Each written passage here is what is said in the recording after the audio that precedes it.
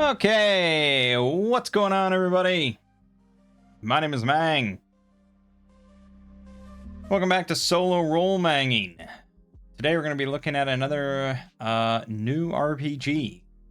This one is actually pretty new. I know usually we just kind of look at older games that I just discovered, but this one is kind of pretty new. Popped up on like the hot list or whatever on DriveThruRPG, and the artwork kind of caught my eye. It was also in the OSR category, and it's called Vagabond. This was a Kickstarter, apparently, as I learned. I don't really pay much attention to Kickstarters or anything like that. I like when stuff is out, and it's out.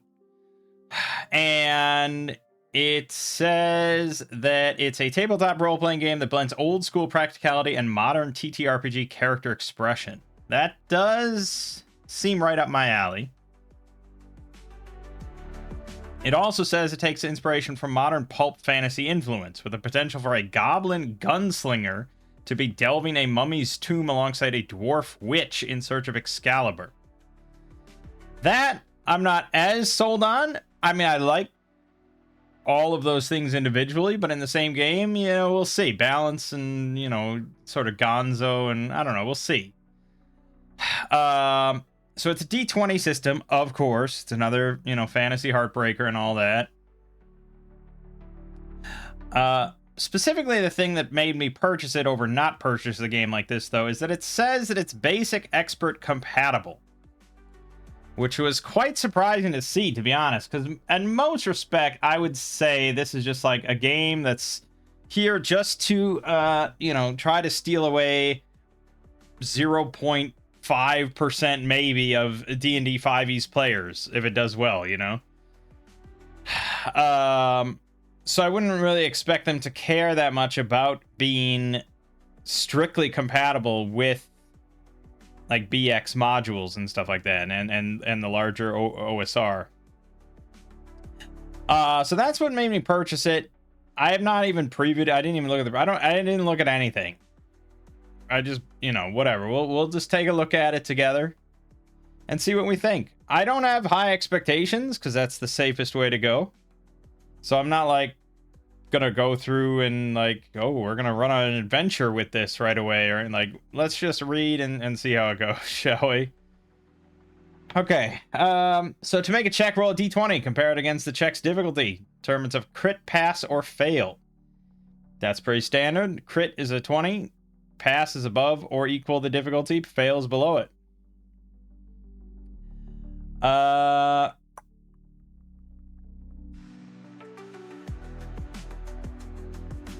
Okay, yeah, I mean, that's fine.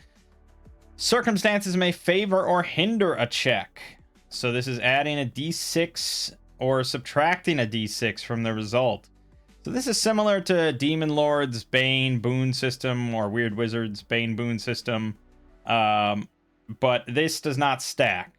So you'll either get 1d6 or nothing, subtracting or adding.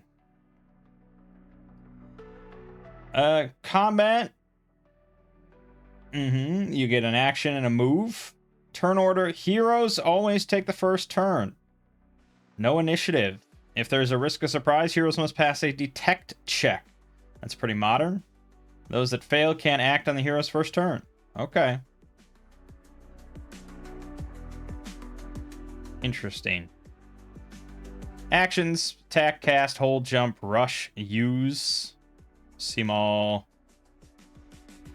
pretty simple stuff. I don't know why you have to... Yeah, okay, fine. Move. Your speed is how far you can move during your turn. Flanking. If at least 2 allied beings are close to a foe, the foe is vulnerable if it is no more than 1 size larger than the allied. I think we can already see certainly a lot of modern influence here. I expected that. You can either block or dodge attacks if you aren't incapacitated. Blocking is an endure save, which is hindered if the attack is a ranged attack. Dodging's reflex save. It's hindered if you're wearing heavy armor. If the save passes, you ignore one of the attack's highest rolled damage dice. Well, that's different. I don't usually like defensive side rolls during combat. Like, there are some games where the DM like never rolls during combat. Like, all rolls are just done by players on either whether they're attacking or defending or whatever.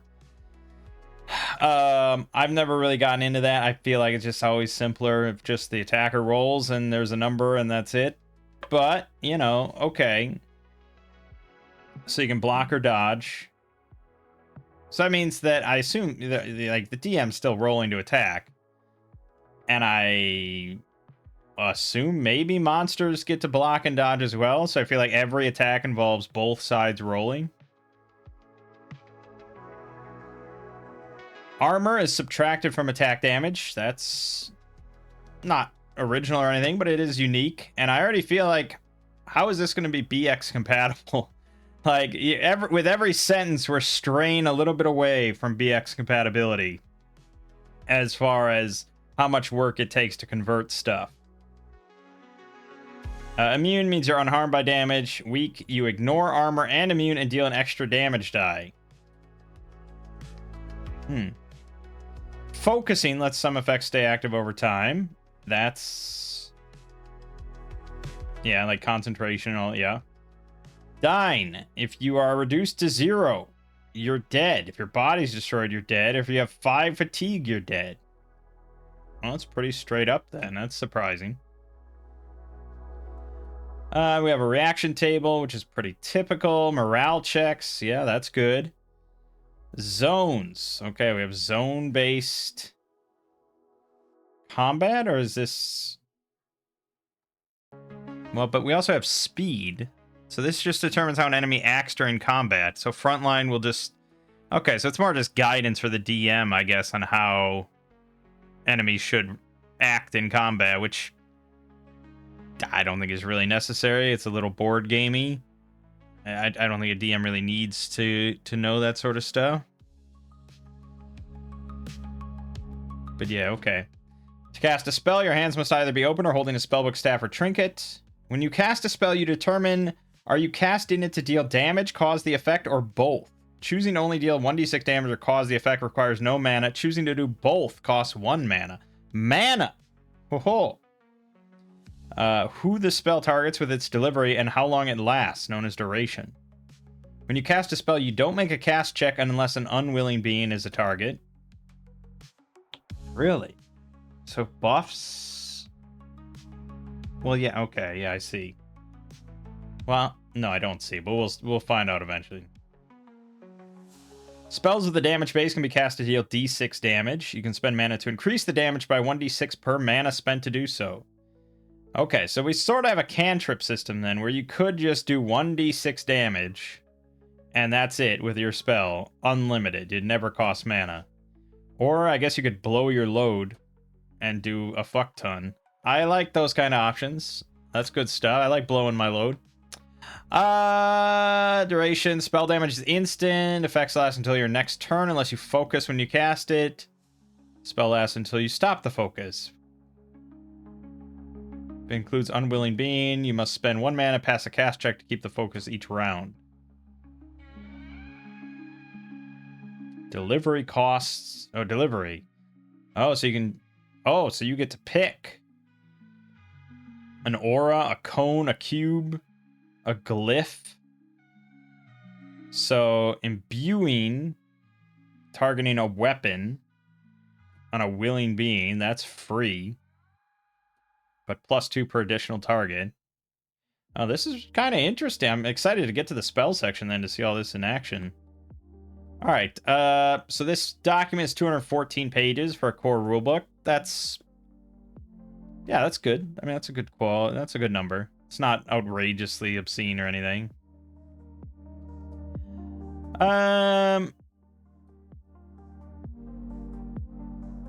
You have tools at your disposal to think of alternatives to violence, but don't be sword shy. Feel free to stab the bad guy. Combat is intended to flow seamlessly with exploration. Combat should be moments of confrontation, not a reason to milk tension out of every action. Combats will be short. Some foes may die in a single blow. Well, it's heartening to hear that, at least. That is a good thing. Enemies do not roll for their attacks, defenses, and checks, as they are assumed to succeed unless the heroes intervene. Wow. Okay, this is going to be very left field for me. I haven't really ever done a game like that, or really read through a rulebook of a game like that. I've just heard of that. I heard of these mythical things that exist. All right. Touchstones. Okay. Various anime. Full Metal Alchemist, Berserk, Princess Mononoke, Vinland Saga, Army of Darkness, Dragon Slayer, Princess Bride, and Willow. The First Law trilogy. Okay, if I read any RPG rulebook and it mentions Joe Abercrombie, I'm a happy camper. I don't regret the purchase then. At least you got some sense here. Dark Souls, Darkest Dungeon, Elden Ring, Fire Emblem was an inspiration apparently. Oh no, those are just cultural landmarks. Great place to get an idea for kinds of characters, monsters, and mayhem you'll encounter in Vagabond campaign. Yeah, okay, so sort of inspiration. Yeah, I mean, this is... If I, you know, like a desert island sort of just collection of books, games, movies, and stuff, this would be pretty good. You even got Xena Warrior Princess on there, baby. Alright, yeah, the usual sort of, be friends and be nice to each other sort of stuff. Various, trauma stuff.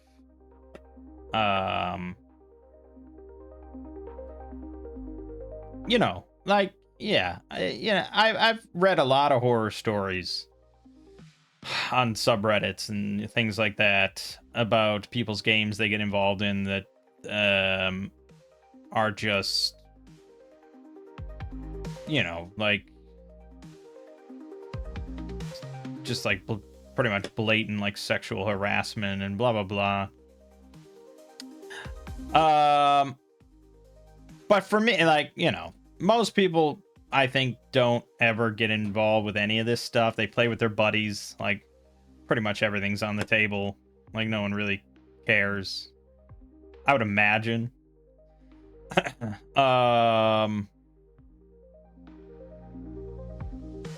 I also, like, I don't really do any of this. Well, I mean, like, I guess some of these things I would include in my game. Blood. It's going to be hard to not have blood. Demons. That's kind of a core thing. It would be tough, I think, to sit down at most D&D tables and be like, look, I just... There can't be any demons in this game, all right? No demons. It's like, yeah, okay, I guess. I mean, you don't need demons for a good D&D game. I'm not gonna say you do, but it's a interesting line to draw. Like, are you pro demons? Are you traumatized by demons? I'm not gonna get into it. Severe weather. I guess I'm not gonna trauma shame, I suppose, but what an interesting list this is. But yeah, I would say I typically I'll include blood, demons, freezing to death, eyeballs, genocide. I don't know if I've ever included genocide, but I would imagine like the demon lord or some, you know, some sort of cataclysm. Genocide is a part of that, but I guess it's like human genocide. Or, you know, humanoid genocide or something. Gore, of course. Harm to animals, sure. I don't really like it, but it happens because you get jumped by some wolves. Oh, you know, it is what it is. Harm to children. I'm not pro harm to children, but it also happens. It's an unfortunate reality. Heat stroke, yeah, that happens. Natural disasters, sure, yep. Paralysis, yeah. Ghouls exist, man. What do you want me to do about it? Police aggression. No, I don't think I really... Typically, if I have, like, guards and stuff, they're either, like, bumbling oafs or just, like, serious men of serious business that just want to protect the town, but I guess you could just describe police that way. Rats, for sure. Severe weather, yep. Spiders, yep. Starvation, yep. Terrorism, I mean, that's on the player's end, really. I mean, they're the fucking terrorists most of the time. I don't do that. Thirst, yeah. Torture, yeah. I mean, generally more like evidence of torture or torture inflicted on others rather than the players, but yeah. Interesting. Yeah, I mean, I know they advise, like, yeah, session 0 and, like, going over all this with all your players and just ticking down the list. And it's like, maybe if I did that with my group of friends, maybe there would be something illuminating, you know, and be like, oh, well, really, you're not interested. I mean, it's like, I guess if I would put down, I'm not interested in, like, sexual assault and sex and romance. Like, romance, all right, that's the big one. I don't want any fucking romance in my D&D game. Actually, I don't want romance in any game to ever exist ever. But that's just me. Anyways, let's move on. I don't know why we went on that tangent. I guess I haven't really read many rule books that have this in it. All right, the dice are standard. Exploding dice are in the game. That's fun. Countdown dice. Okay, so like a usage die. If your rolls a 1, shrinks one size. And then a roll of 1 on a CD4 ends the countdown. The stats range from 2 to 7. Again, it's like, putting this as BX compatible seems like kind of a reach here.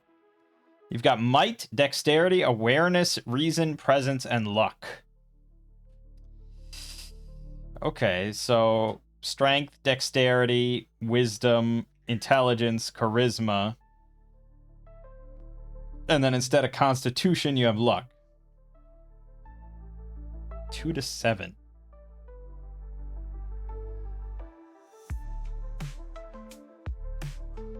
Okay, so the difficulty is 20 minus the stat, and then the stat is doubled if you're trained with the check. What? That seems difficult, right? So their stats range from 2 to 7. So if you're untrained with an average stat, you have to roll like a 17 or higher or something. But I suppose if it's a stat you're good at, say 6, and you're trained in the task, which you usually play, you know, you want to attempt stuff you're good at, then I suppose it's like an 8 or higher. It's pretty good odds.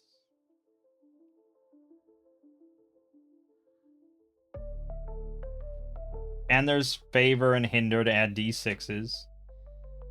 As an example, a hunter is shooting an arrow at a shark. The target is underwater, which hinders the ranged check. In this case, a d20 and d6 are rolled, subtracting the d6 result from the d20. However, an ally sorcerer sees the hunter is trying to make shots, so they cast a spell that restrains the shark and favors the check. So now it's just a normal d20.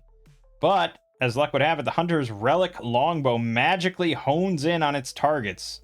That seems pretty fucking good. So now it's favored. I see. Anything under the control of the GM does not roll for its checks and saves.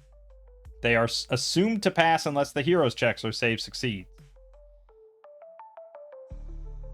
Damage. During play, you will deal and take damage, which is subtracted from the hit points of who takes the damage. Damage has a minimum of 0. You can't take negative.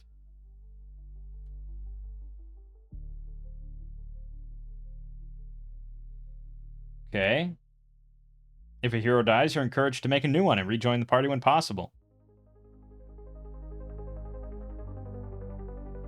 If your group can devise a reason for why your hero survived, consider your options there. Quick play and fun should be prioritized. Of course. It's all about fun. Alright. Venturing over a few. Targeting. We have range bands, baby. I'm not usually a big fan. Close is within 5 feet of you. Near is between 5 to 30 feet from you. And far is beyond 30 feet from you. Well, they're range bands, but they're pretty specifically defined. But as usual, it's very much like a dungeon close quarters range band assortment, you know, like far than is anything beyond 30 feet, up to 5,000 feet or 100,000 feet, 100 billion miles. It's just far distance. Well, I don't know. They're intended to make rulings quick. General rule here is if Pythagoras gets brought into the conversation, you're thinking too hard about it. That's certainly not text you'd find in Acts, I'll tell you that. Vision. All sight, blind sight, dark sight, echolocations, seismic sense, and telepathy. Time. Round is 10 seconds. Minute is 6 rounds. Yep, that makes sense. That checks out. A scene is 10 minutes. A scene, also known as a turn, I suppose. An hour is 6 scenes.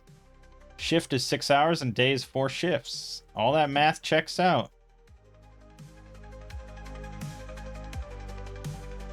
Each square on a grid equals 5 feet. Heroes will have encounter, crawl, and travel speeds. Okay, well, thanks for mentioning that at least. That's good. Falling, 1d6 per 10 feet to a maximum of 20. That's standard. Land prone if damage is taken. Difficult terrain, spend 2 feet to move 1 foot in difficult terrain. It's all fairly standard for the most part. Different types of movement: climb, cling, fly, phase, swim. There are mounts. Interesting organization of information here, I gotta say. Oftentimes you just get right into character creation at like chapter 1. Here we're talking about like the travel speed of mounts. A mule is 6 miles per shift. Well, we'll have to see if they have hexploring rules, but that is very slow for a mule. I don't want to bring up axe. I'm going to try to make it through this video without bringing up the axe rulebook, but that's seems kind of slow. That's 8 miles per day of like 8-hour travel. Unless they're going to say, well, no matter what, really. I mean, none of these are that fast. I guess the riding horse would be, what is that, like 21, 22 miles per 8 hours? That seems slow. We have slot capacity.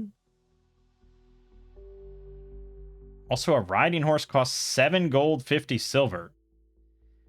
Yet another thing to just strain this away from BX compatible. So I worry that that's just like a marketing thing that literally just fucking worked. Like they just slapped that on there to make people buy it, and I bought it because they slapped it on there.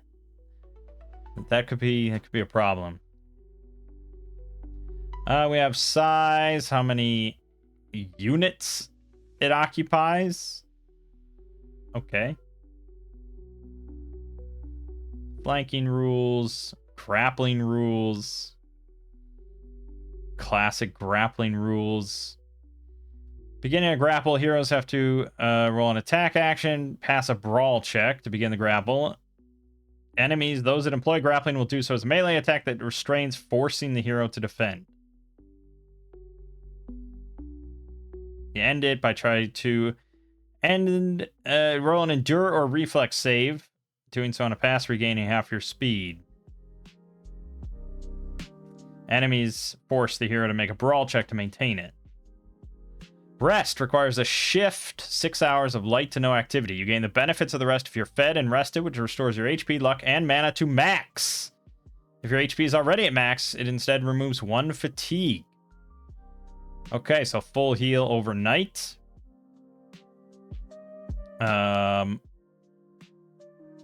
Yeah, I mean, it's basically Shadow Dark, you know, like, I can't fault it too much. It's a very modern thing that people like, but it's not old school. Once per shift, though, you can eat a ration and drink some water to regain HP equal to your might. Interesting. We haven't gotten to see HP amounts or anything. So I don't know how big that number is. But again, BX compatible, I don't know. Yeah, extreme temperature, damaging objects, progress clocks. Yeah, I mean, that's a good, like Blades in the Dark sort of thing. It's an important, like, DM tool and stuff like that. I've never really used it, but I'm not a very good DM. Various statuses. All the hits, all the classics. Yeah, it's good. You can stand or drop to prone by using 10 feet of speed. Interesting, so it doesn't take your whole movement. But you are vulnerable for the purposes of melee attacks and dodge checks. Vulnerable means attack checks and saves against attacks have hinder. Attacks against it have favor. Okay. So rather than mucking about with +2s, -2s, advantage, it's all just hinder, favor, d6. Done. The math doesn't, I mean, advantage advantage is generally better than a d6 result. I think advantage is typically like 4 or 4.5. Like, that's what it's sort of worth. But it depends on the number you're trying to hit and blah, blah, blah.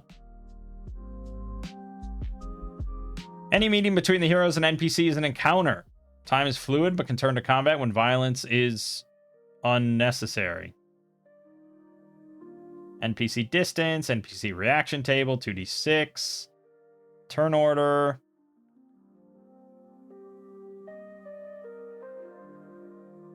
We saw this sort of stuff already.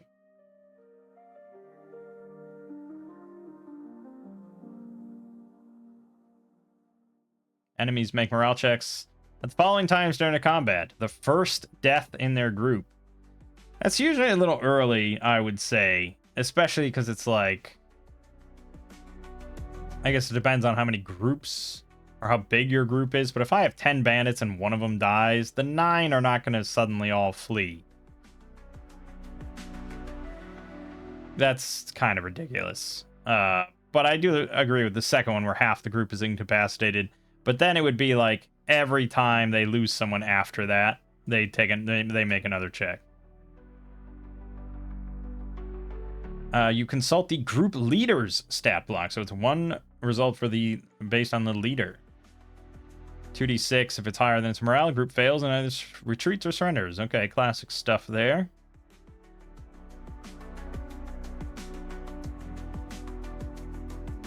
All right, so here's an example stat block so we can see. This is a Griffin. It has 7 hit dice, so they are using hit dice at least. 31 HP. That is not the average of 7, I don't think. Oh, no, it is. Yes, it is. Sorry. It has speed of 30, a flight speed of 80. This is all pretty standard. Frontline zone. Yeah, that makes sense. Morale of 8. Number appearing. That's a very nice thing to see. In an old school styled game, that's pretty important. Armor 2 as chain, also pretty old school way to put it. But that's not AC.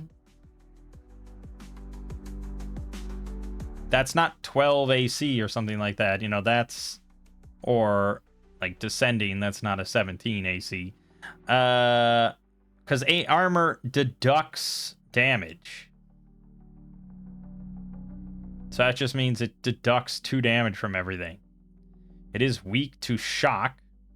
And then here it's list of actions, which is pretty modern. But at the same time, it's like, not really. Because if you look at an old school stat block for a Griffin, it probably would say 2 claw, 1 beak. So it's just a more modern way of phrasing it. And then it gives the damage, 2d8 on the beak, d4 on the claw, and the average results of those, which is a pretty handy thing if you don't want to actually roll. I do really love this artwork and stuff, these little figurines, and that's really pleasant. Okay, and then we still have not gotten into character creation yet. We're on exploration.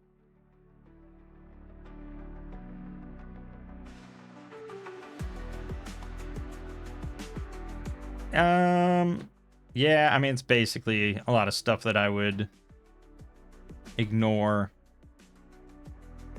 A crawl clock is a 6-segment clock that measures scenes. Anything that would fill a segment of a progress clock would also require a check for random encounters.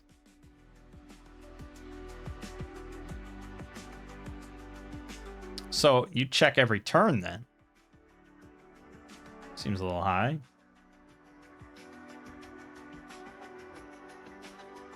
Travel clocks are 4-segment clocks that measure shifts. 1 segment is filled when a shift passes, which requires a check for complications.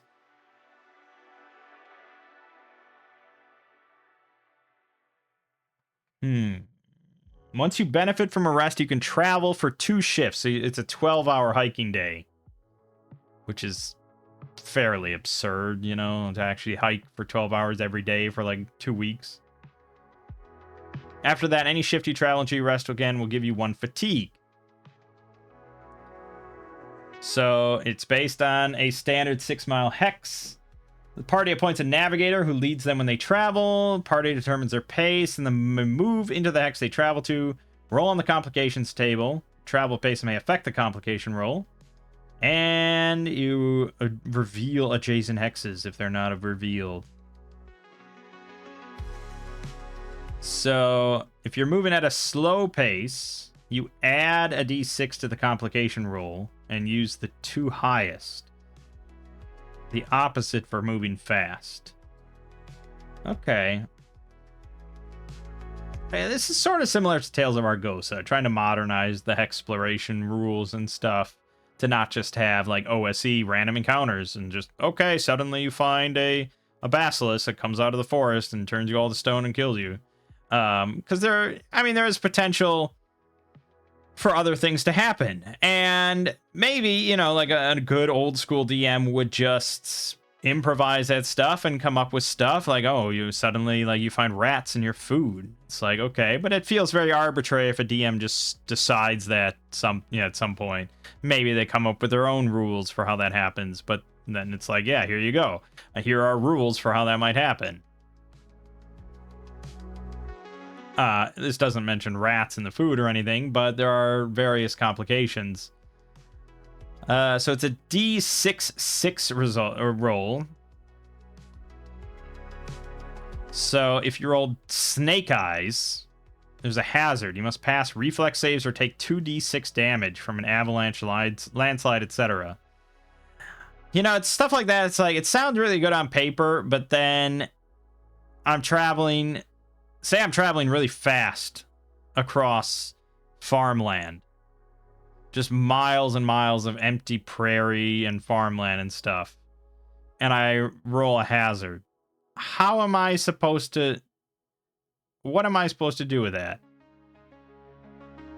Like, assuming no monster is involved or anything, this isn't a random encounter check.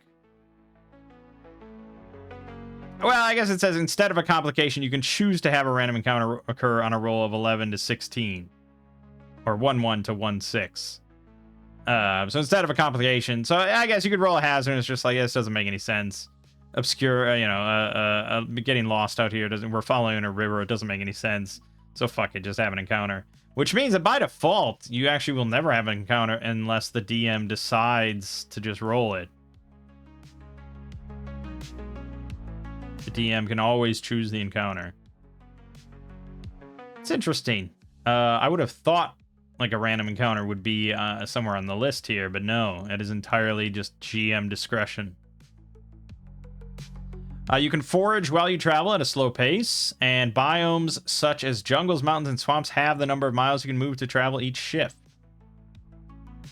Okay. Downtime. You can craft. Your craft difficulty sets the value you can craft per shift. Okay. So, your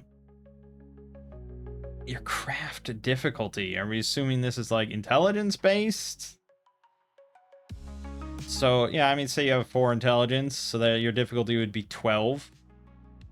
The values are just like really different from what I'm used to. So that's going to be one of the biggest conversion things.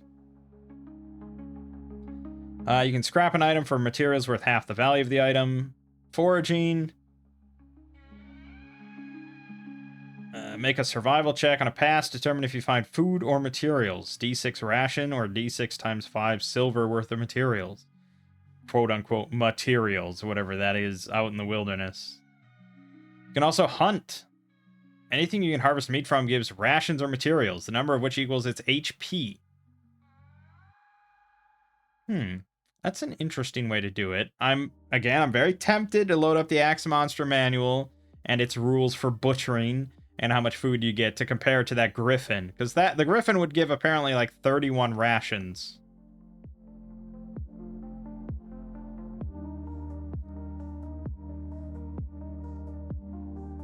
It's probably a little high.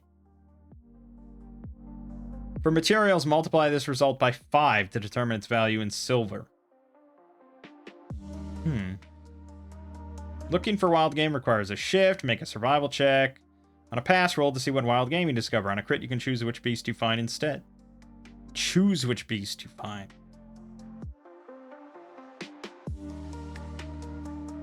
Well, certainly cattle is the best choice.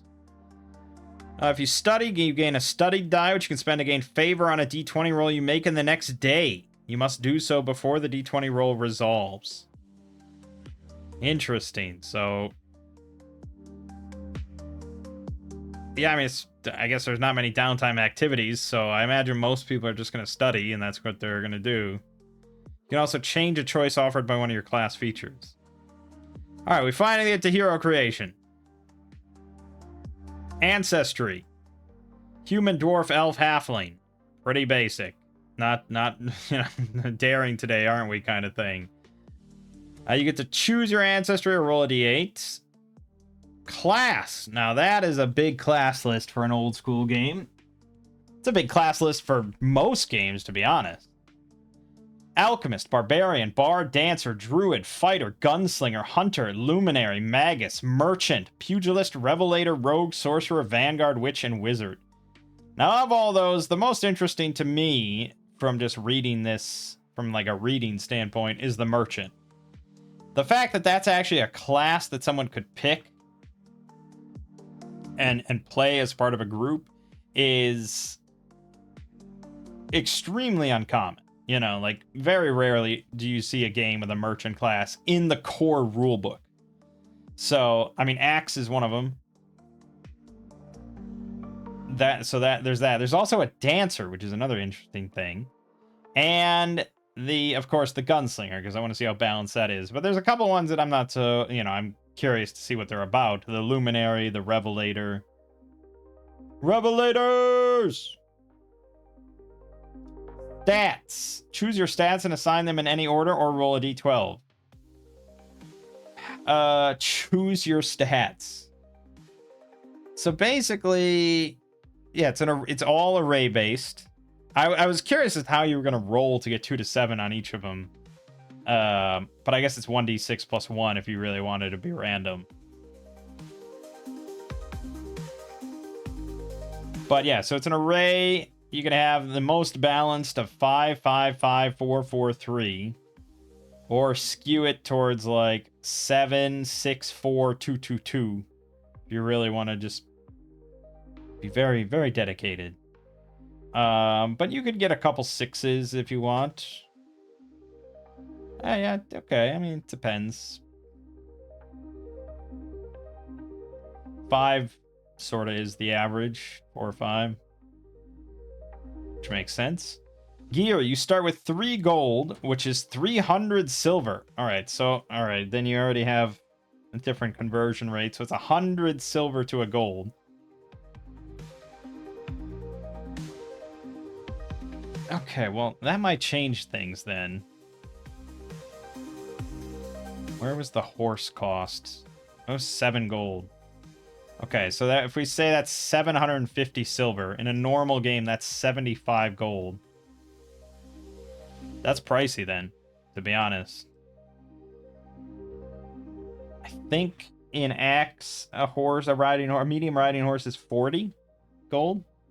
So yeah, that's on the high end. A mule would be 30 gold. which is also a little high, but not astronomical. A cart would be 50 gold.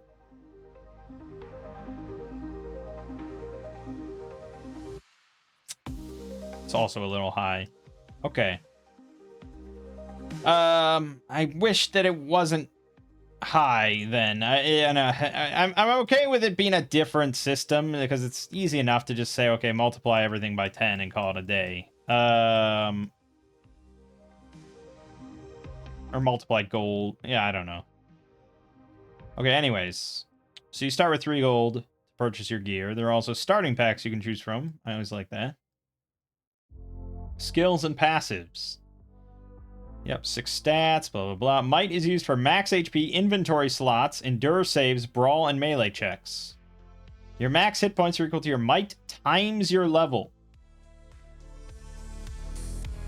Okay. So level 1, say you have a 5 might, you have 5 fucking hit points. I guess that's pretty old school, to be honest. Well, that means that really, unless a class specifically gives more, we'll have to see. That means you're not starting with more than 7 hit points. And a lot of characters are going to start with 3 or 4.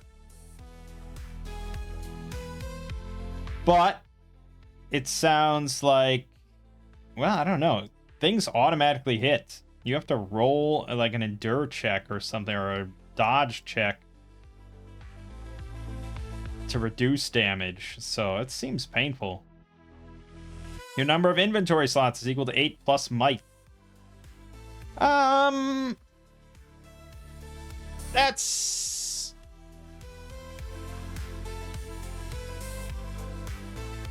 I guess that's about... Yeah, it's not bad. Again, assuming you have 3 or 4 might, you're going to start with 11 or 12 gear slots. A lot of games, it would just be equal to your strength or something. Or I think Shadow Dark is 10 or your strength. So a lot of characters are going to start with 10 or 11, something like 11 gear slots. Brawl is used for grapple, shoves, attacks with brawl weapons. Shoving. Dexterity determines speed and is used for reflex, finesse, and sneak checks. Okay, so if you have 4 or 5 dex, you have 30 feet speed, which is the sort of typical number thrown out. 2 to 3 is 25 feet, 6 to 7, 35 feet. It's also your exploration speed and your travel speed, 6 miles. So this is the standard. And anyone in the group that doesn't have 4 dex gets pissed on and left behind because we don't have time for that. No, but I would imagine 4 or 5 person group, someone's going to dump dex. And you're going to be traveling at 5 miles per 6 hours. Which seems like a pretty slow rate. Finesse, coordination, concealing your actions. Also used for thievery when attacking with finesse weapons. Sneak. Awareness, used for reflex, detect mysticism and survival checks and ranged attacks. Okay, so they do, much like Tales of Argosa, they separate ranged weapon attacks into its own stat. I do like that. I think that's better. So detection, mysticism used by druids, luminaries, and witches to cast. That's fun. Oh, that brings up another good point. There was no cleric. Maybe luminary is the cleric, though. Survival, ranged attacks. Reason is used for will, arcana, craft, and medicine checks. Used by magus and wizards to cast. And it is used for crafting, yeah, medicine. Presence. Will, influence, leadership, and performance checks. Used by sorcerers to cast. Charisma sorcerers. You can parlay to convince an enemy to end hostilities. Command those that wish to follow your orders. Oh, this is used by revelators to cast. Performance. Luck allows players to tip the scales of fate. You have a pool of points of luck equal to your luck stat. You regain spent luck when you rest. You can spend 1 luck to do the following. Grant favor on a d20 roll. Or re-roll an unresolved die you rolled. For solo/co-op play and guided play without a healer, this variant used for luck is recommended. Plot armor. Once per round, if you're reduced to 0, you can spend 1 luck to regain d6 hit points. Okay. That's pretty good. This seems pretty casual, right? Like, so say, I mean, it's a stat. It's one of these. It's gonna, you might have like 4 luck. So 4 times per day, you can get favor or a D6 on a D20 roll, or just re-roll any die you rolled. 4 free re-rolls every day seems like a pretty powerful thing to have in an old school game. And much like DCC, if there's anything that needs to be randomly determined, the hero with the lowest current luck is typically subjected. Saves. Okay, so they nearly had like the like the 4th edition setup, or I don't think it started with 4th edition, but yeah, the reflex, will, and endure are the 3 saves. So endure is based on your might times 2.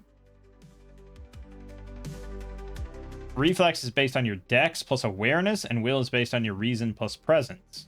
I see. Okay, yeah. Endure is used for poisons, physical harm, extreme heat, restraints, petrification. Reflex is for evasion, explosions, quick traps, slipping grasp, dragon's breath. Will for mental harm, such as charms, dreadful terrors, psychic enthrallment, and your resolve. Now, I'm not really that old school of a gamer, right? Like, I started with 4th edition. I didn't grow up with BX, D&D, and all that shit. Or 1st edition, or whatever. So, I don't have really any nostalgia of any kind, or love for, like, paralysis, and death, and blast, or, no, what's the actual, like, wand, save versus wand, or something like. I have no interest in any of that. So a system like this suits me just fine, I like that. I like, just like, I know what to roll based on the type of thing it is. It's one of 3 options, and it's simple and done. So humans, let's see if humans are the best ancestry like they are in every other game. You gain a perk and a training, and you get to increase one of your stats by 1, but no higher than 7. Yep, sounds like it's probably going to be the best. Dwarf. They get dark sight. You are not blinded by dark. Okay, so this is a game, unlike Shadow Dark, that wants to lean more into that. That's pretty powerful then. I can't argue. Having the ability to see in the dark in any form is pretty good. They also get +1 bonus on saves against being frightened, sickened, or shoved. And you get a bonus to your max HP equal to your level.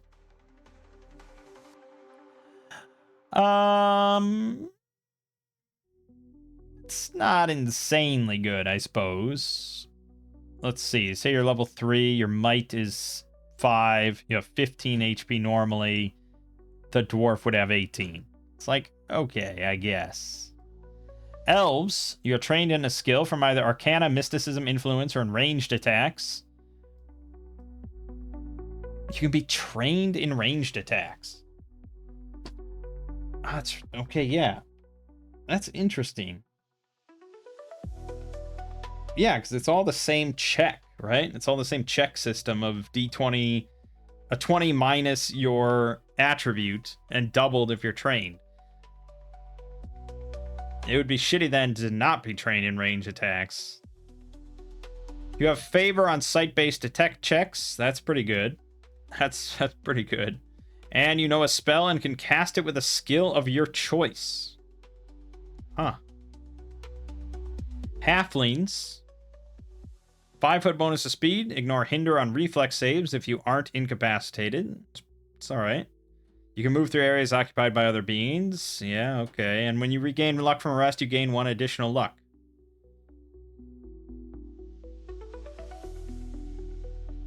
Well, wait a minute. This says you regain spent luck.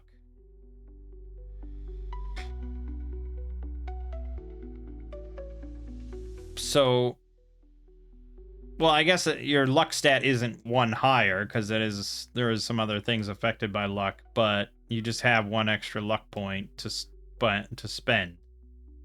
There's also Draken, which wasn't one of the ancestries listed as an option. They get a breath attack, 15-foot cone breath attack. When you do, make an endure or will save. On a pass, this attack deals 2d6 exploding damage. Afterward, you can't use this ability until you rest or take 1 fatigue to do so again. You also get +1 bonus to armor rating and take half damage from a source of your choice from either acid, cold, fire, or shock. Damn, Draken might be...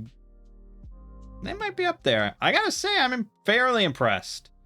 Halfling's still maybe kind of not that great, but yeah, there's some options here. I gotta say, I wouldn't be... Unlike Shadow Dark, where it's just like, why would you ever not pick a human? I could see going for some of these others. Oh, there's more. Okay, so they definitely did not... I didn't hallucinate this. Okay, so if you just want to roll a d8, it's these 4, but I guess you could pick these others. Interesting. Goblins also get Dark Sight. They also get Nimble. And they're scavengers. They have favor on endure saves against being sickened. Can't imagine that's super common.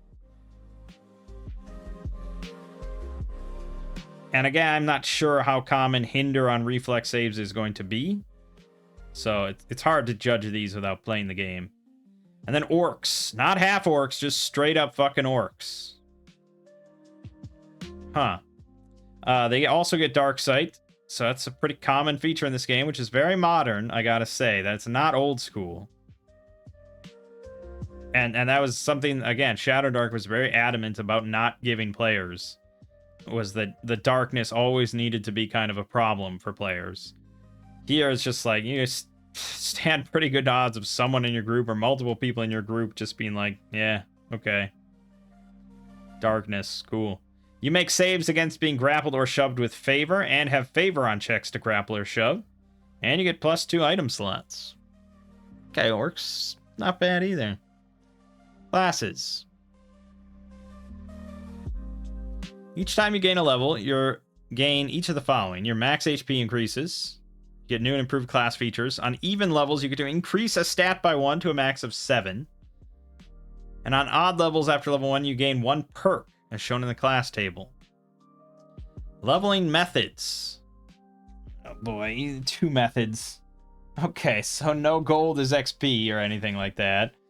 There's an XP questionnaire. This is not the first time I've seen this sort of thing. I don't like it. I just don't care for it. So ask each of these questions, mark 1 XP for each yes you can give. Did you complete a quest? Did you fail and allow the fail to resolve? Did you pass a hindered check? Did you make a discovery? Did you loot at least 50 gold of treasure? At least 50 gold. 500 gold of treasure? Yeah, I guess it's not that ridiculous after a certain point. Or destiny. Basically just milestone leveling. Whenever the DM fucking feels like it.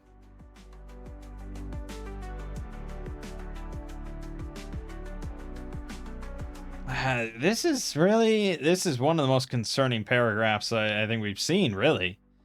The GM may alternatively create a path for leveling that mark major progressions in the story. Capital S story. Like, the DM should have no fucking clue what the story is going to be until it happens.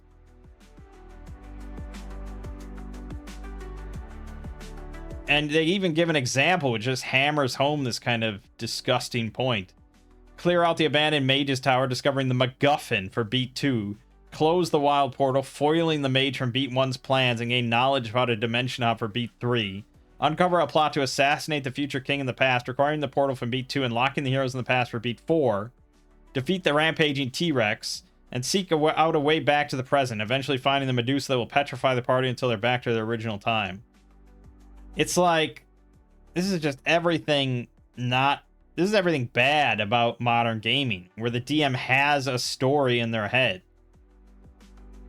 And it's just like, yep. Okay, when they get to this point, they'll level up, and then when they get to this point, they'll level up again. It's like, no.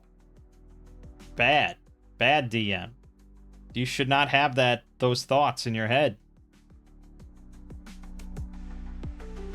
Like, go back here. I'll go back to to this section here. See this? This lines and veils and stuff. This thing that crossing a line, and right around here, just put railroading.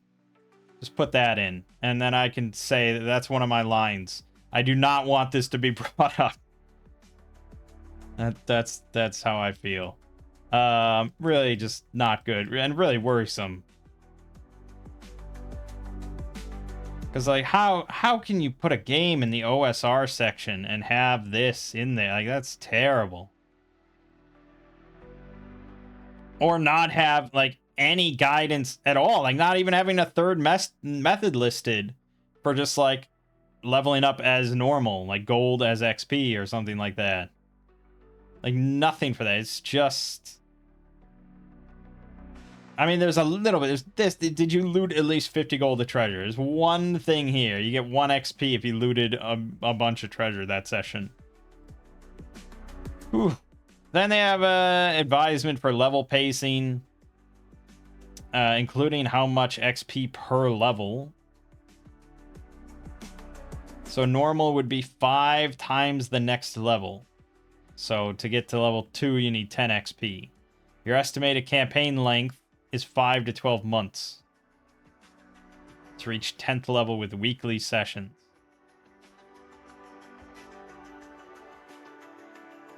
Even quick, 2 to 5 months. Because if you do everything on this list, you get 5 XP. So 2 sessions to get to level 2 if you do everything. And I don't think in your first session of the game you're going to get 50 gold of treasure. 500 gold of treasure. I mean, maybe. I guess it's possible. But you also have to complete a quest then every session. So that's not happening. So, yeah, it's not super fast leveling, but I would hope not. It's an old school game with only 10 levels. You can also choose to start at level 0 for a funnel. You get your ancestry stats, gear. You get your normal max hit points, but you don't get a class. Alright, let's look at classes, shall we? The Alchemist. List some iconic alchemists to get your inspiration rolling. They are low defense, high damage, and utility blaster. It's recommended you stay far from enemies to use alchemical items.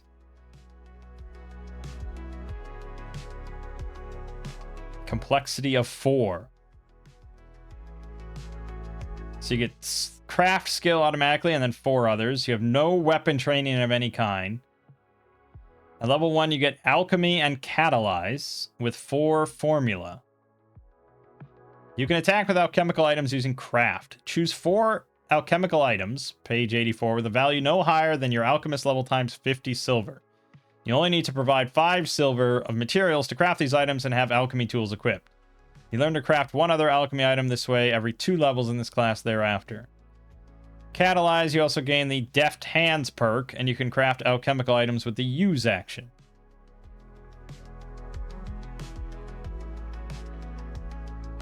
So you can craft alchemy shit mid-combat, essentially. Okay, I mean, we'll have to see what the alchemical items are and how good they are and stuff like that.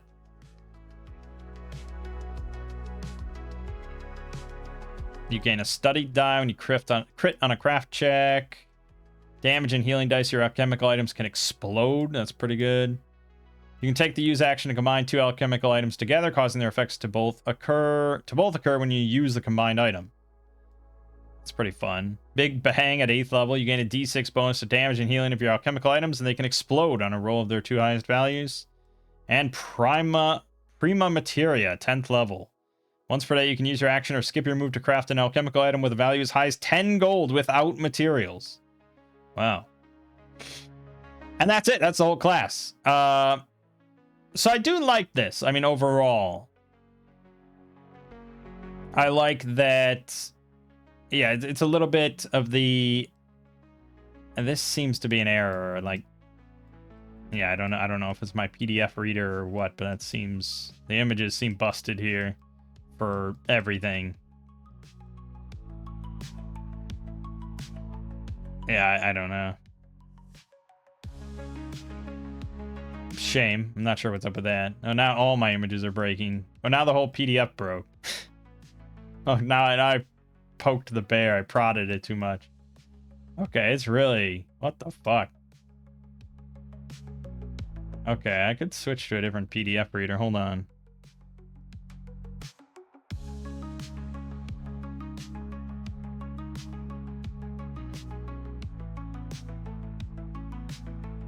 No, I didn't want it. Fuck. Okay. Oh,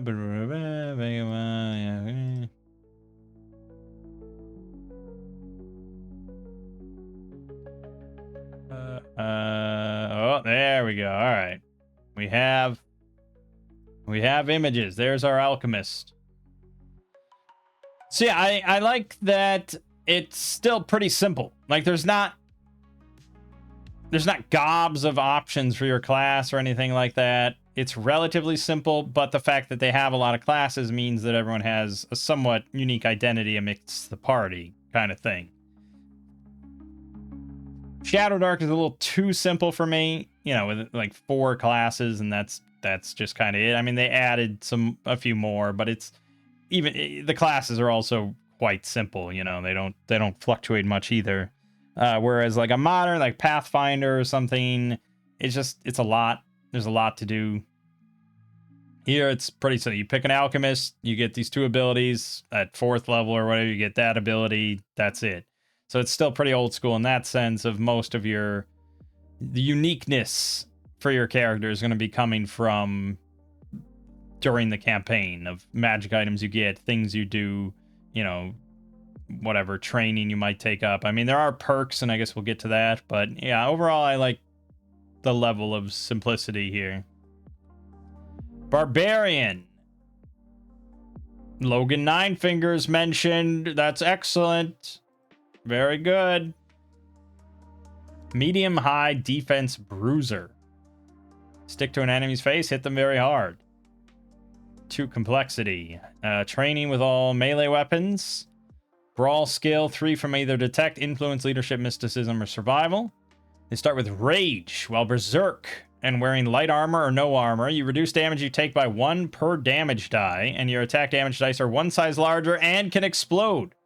Further, you can go berserk after you take damage or as part of making an attack. You remain berserk this way for 1 minute, unless you end it or go unconscious.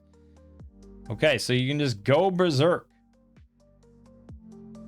as part of making an attack. Or just taking it there. So just, yep, I'm raging now. And there's no limit to that. And there's no, like, there's no downside. There's no, like, oh, you're weakened or drained after you do it. Just, nope. Anytime you're in combat, basically, you are fucking berserk. And you reduce damage you take by 1 per damage die, which I'm pretty sure... Well, actually, I don't know if that's specifically what armor does, but something close to that. Your damage dice are 1 size larger and can explode is pretty great. And you get Wrath. You gain the Interceptor perk and can make its attack against the enemy that makes a ranged attack, cast, or that damages you or an ally. Alright, sounds fun. Aggressor, 10-foot bonus to speed during the first round of combat. Having 3 or more fatigue doesn't prevent you from taking rush. Fearmonger, whenever you kill an enemy, every near enemy with hit dice lower than your level becomes frightened. That's fun. Can't be charmed, confused, or compelled to act against your will. Your attacks against beings that are missing any HP are favored, and you can sense them within far as if by blind sight. Beautiful. And Rip and Tear. While Berserk, you reduce damage you take by 2 per damage die, and you gain a +1 bonus to each die of damage you deal. Alright, that's a fun little barbarian, isn't it? Very combat-oriented, just, yeah, Rip and Tear. Which is mostly what you want out of a barbarian. Bard. The Quoth from King Killer Chronicles. Spoony Bard himself, Edward. Low, mid defense, high support class. Focus on optimizing your group's d20 rolls. It's recommended you avoid melee on most Bard builds. Midline to backline, 2 complexity. You get performance and 4 other skills. No weapon training. I assume you can pick up training somehow, right? Like if I wanted to use a bow and be okay at it, that's eventually possible. I guess you could be an elf bard. Get Virtuoso. During combat, you can use your action or skip your move to perform with a musical instrument you have equipped. When you do, your allies that can hear you gain favor on certain rolls of your choice until your next turn. Either healing rolls as a d6 bonus, saves, or attack or cast checks. Wow. That's pretty nuts if you think about it. You don't even have to give up your action. You just skip your move. And all of your allies, until your next turn, get essentially on average a plus 3.5 to their attack or cast rolls. That's phenomenal at level 1. Now, granted, if they're hindered, that cancels it out. But still, that's basically the same thing. Like, no matter, like, it's still an average of 3.5, regardless of how you look at it. That's really solid. And then you also could use an action to attack. Well-versed, you ignore prerequisites per perks and take a perk of your choice now. Song of Rest, drain a breather. If you're not incapacitated, you and your allies gain a study die and regain additional HP equal to your presence plus your bard level. And how would you not have like a 6 or 7 presence as a bard? Meaning they're going to gain like 7 or 8 hit points back, which is basically like full health for everybody at early levels. Crazy good. Starstruck, when you perform Virtuoso, you can choose a near enemy who hears the performance and make a performance check. If you pass, you can choose one of the following statuses that affects it for CD4 rounds. So that's the countdown one, which will last... Yeah, that lasts until you roll a 1. So theoretically, something could just be confused or charmed perpetually. Bravado, your will saves can't be hindered while you're out incapacitated, and you can ignore effects that rely on you hearing them to be affected, such as the Banshee's Scream. Awe-inspiring, your Virtuoso now grants 2 favor. Holy shit. Again, they don't stack, but that means you could cancel out a hinder and still get a plus d6 to your roll. And 10th level Encore, your Starstruck feature now affects all near enemies. Oh my god. Okay, so the Bard seems like, holy shit, how do we not have a Bard in our group kind of thing. The Dancer, Azura from Fire Emblem Fates.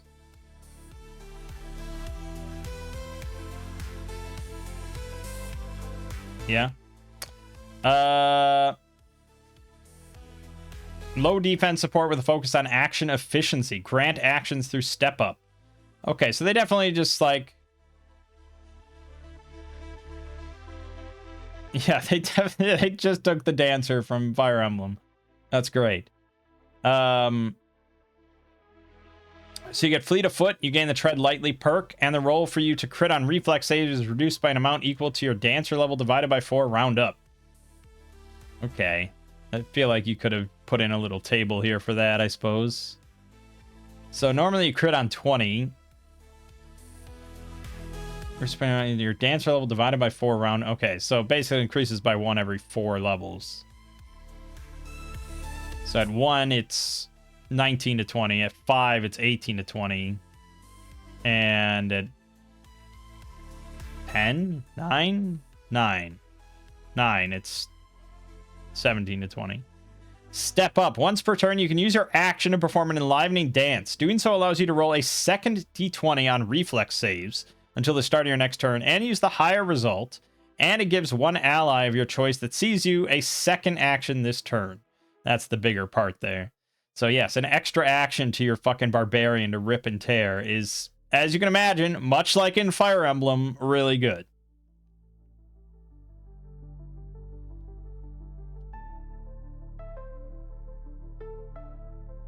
Yeah, the rest is...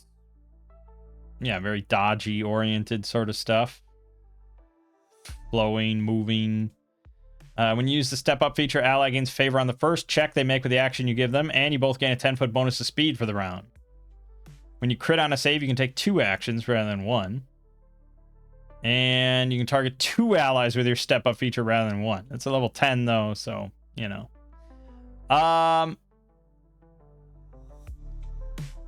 I mean, it's I suppose it's like you have to be the type of, if this is your only character you're playing in a group, you have to be the type of player that likes that style of just like, I don't want to swing, I don't want to be the one that's going to cut off the thing's head, but I want to make my teammates better, and I'm going to spend my turn every round just giving someone else an extra action.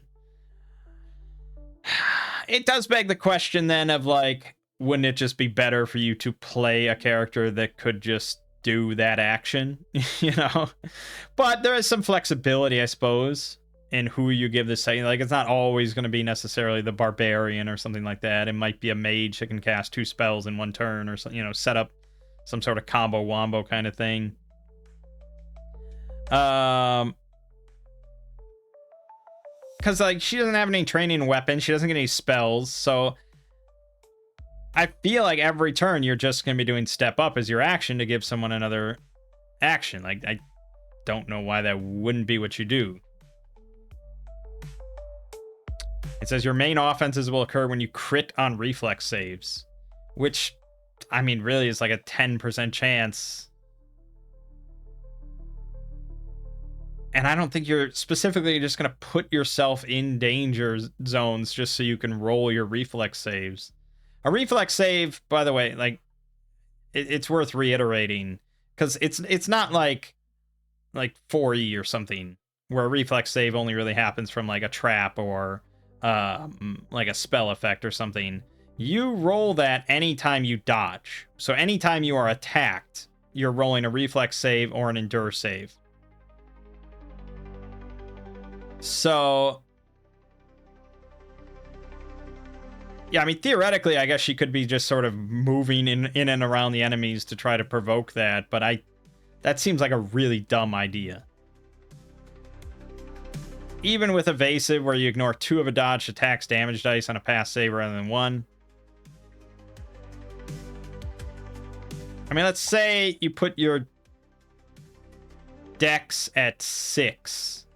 You're trained in finesse. Oh, no, no, it's not based on that. It's dex plus awareness. So say you have dex and awareness at 6. So you're rolling 8. You have to roll 8 or higher.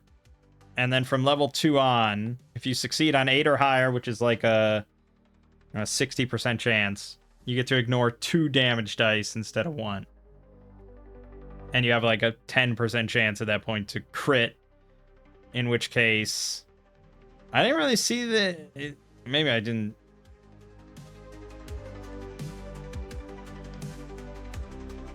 I think I just didn't completely understand. Where was the crit?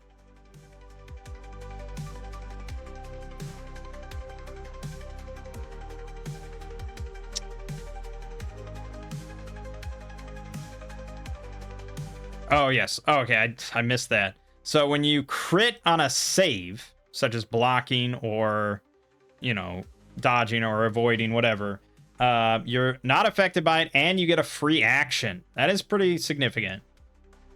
Whereas if you crit with an attack or cast, you deal extra damage equal to the stat you use.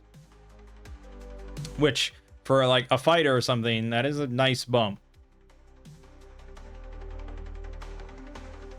Okay. Yes, the dancer is not as... I don't know. Well, it's just because the bard can do virtuoso as a move action, which is pretty significant.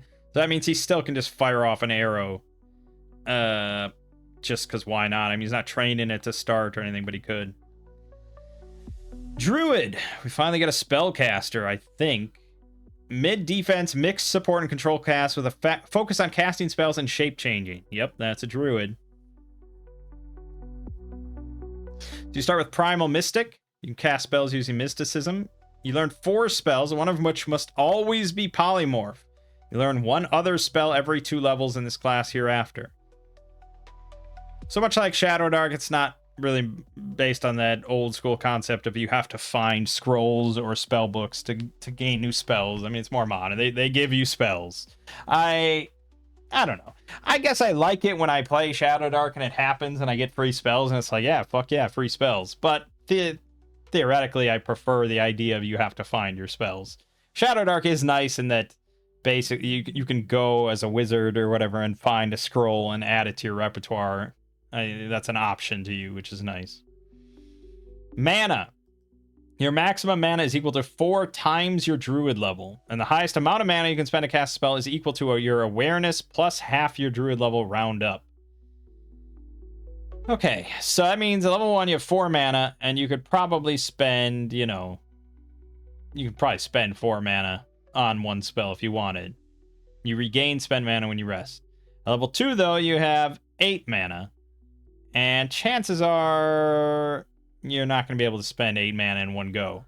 So they do put limits on that.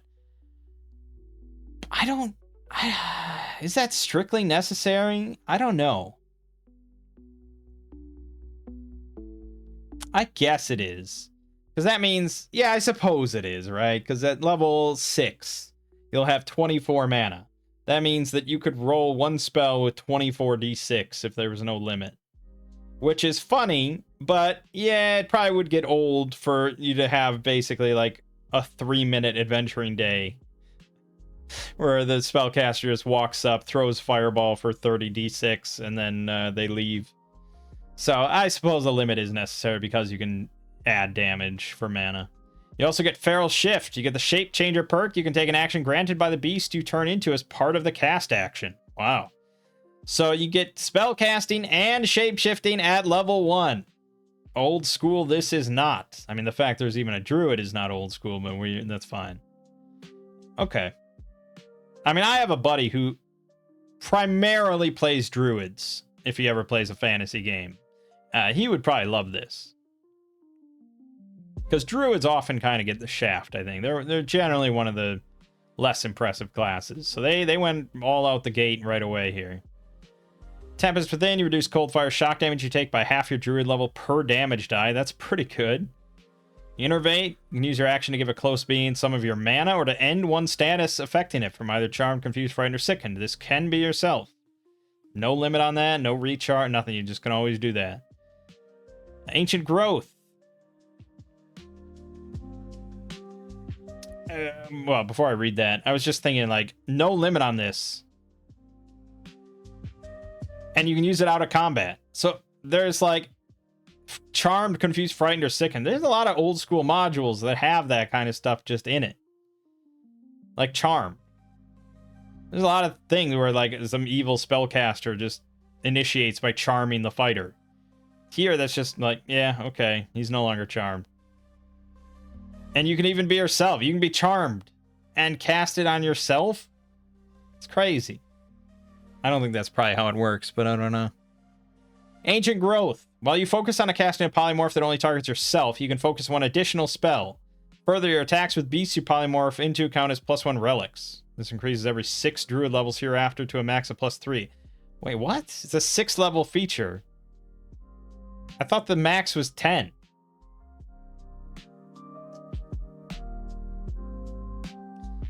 Savagery. While you're polymorphed into a beast, you have a +1 bonus to armor. Nice. Force of Nature. If you're reduced to 0 HP, roll a d10. If the result is equal to or lower than your awareness, you instead at 1 HP. Alright, not bad. Again, we'll have to see spells. Fighter. Pretty standard stuff. You know what a fighter is. We all know what it is.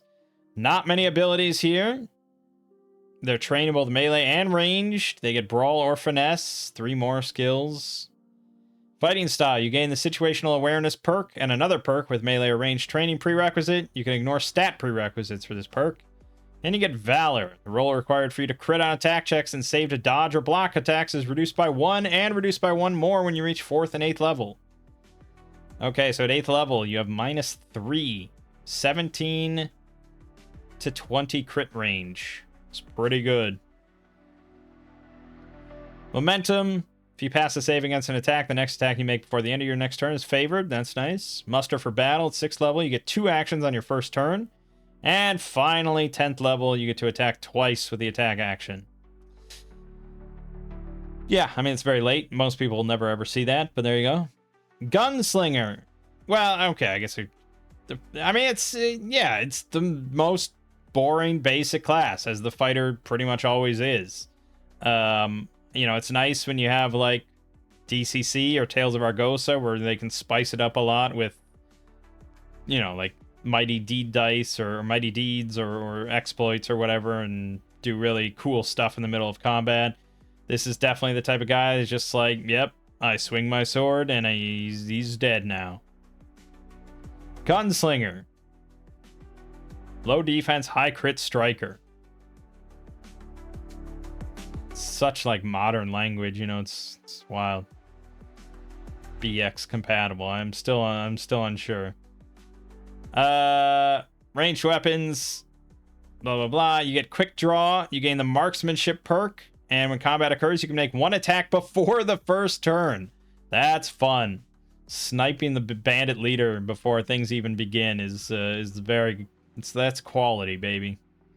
Deadeye. After you pass a ranged check, you crit on subsequent ranged attacks on a d20 roll 1 lower, but no lower than 17. This resets to 0 at the end of your turn if you didn't pass a ranged check since your last turn. Well, a string of lucky rolls then could get really ridiculous. Skeet shooter. Once per round, you can make a ranged attack on an off turn to target a projectile from an attack you can see. If you pass, reduce the damage of the triggering attack by the damage you would deal with your attack. Okay, so basically an arrow is firing towards you. You just pull out like your revolver and shoot it out of the air. That's really baller. That's high fantasy shit here. Grit. When you crit on a ranged attack, the damage dice can explode. Nice. Devastator. When you reduce an enemy to 0. The roll on the d20 to crit, as per your Deadeye, is immediately set to 17. Nice. Bad Medicine. You deal an extra die of damage when you crit. And High Noon. Once per turn, if you crit on a ranged check, you can make one additional attack. Damn. Yeah, so a high-level gunslinger, especially from, like, an ambush, elevated position, probably is just fucking devastating. Hunter. This guy just looks sad that he's not a fucking gunslinger, I gotta say. A low defense, high crit striker. Built for melee or ranged. Hunter's Mark. You can mark a being either when you attack it or by skipping your move. If you can sense it, you must focus on the mark, and when you make an attack against it, roll twice. Use the highest. You get advantage. Survivalist. You gain the Padfoot perk. You have favor on checks to track and navigate, and you can forage while traveling at a normal pace. Alright, so it's more utility, I guess. It's got that. The gunslinger didn't have, like, anything. Rover. Difficult terrain doesn't impede your walking speed, and you have climb and swim. Damn. It's more like an explorer, really. But yeah, it does have the ranger stuff as well. Your additional d20 for attacks with your Hunter's Mark also applies to your saves provoked by the marked target. Quarry. You can sense beings that are missing any HP within far that are marked by your Hunter's Mark as if by blind sight. Lethal Precision. You now roll 3 d20s. Use the highest of the 3. Oh my god. And Apex Predator. Ignore immune and 1 of its armor. Okay, Luminary. I probably should go faster here because there's a lot of them. Luminary. This is, yeah, the Cleric. High support magic healer. Well, it's not really the Cleric, though. It's a different type of Cleric because this is not the, the standard chainmail and shield and mace one. They're refrained from direct melee. They have no weapon training. They're mystics, basically. You cast spells using mysticism. You get 4 spells, 2 of which must always be life and light. And you get the Assured Healer perk, and the healing rolls of your spells can also explode on their highest value. Damn, okay, yeah, so all healing all day. If you restore hit points that exceeds their max HP, you can give the excess to yourself or someone else. Ever Cure. You can also, when you restore HP, end either a Charm, Confused, Dazed, Frightened, or Sickened status. And you can also revive with the life spell if it has been dead for as long as 1 hour. If you die, you are revived automatically. But you can't be revived by this feature for 1 day. Saving Grace. Your healing rolls can also explode on a 2. And Life Giver. Beings you revive are revived at 4 fatigue if their fatigue was previously higher and don't gain fatigue from your life spell. Are you telling me that at level 1, a Luminary just can revive people? That's fucking high fantasy, man. Like, death is basically solved then in this setting. Jeez. Magus. Spellblades. Yes, I love Magus's. Magi. I don't know. Bit more challenging for newer players. More build dependent on other classes, with ranged and melee magi being possible to create. Fun. 4 complexity. They do start with melee training, so it does suggest you can get other training. You get the Gish perk. Nice. You can cast spells using Arcana. You learn 2 spells, one of which must always be Ward. You learn 1 other spell every 3 levels. Damn. You are not getting many spells then. And you don't get much mana. But you have melee training, so yeah.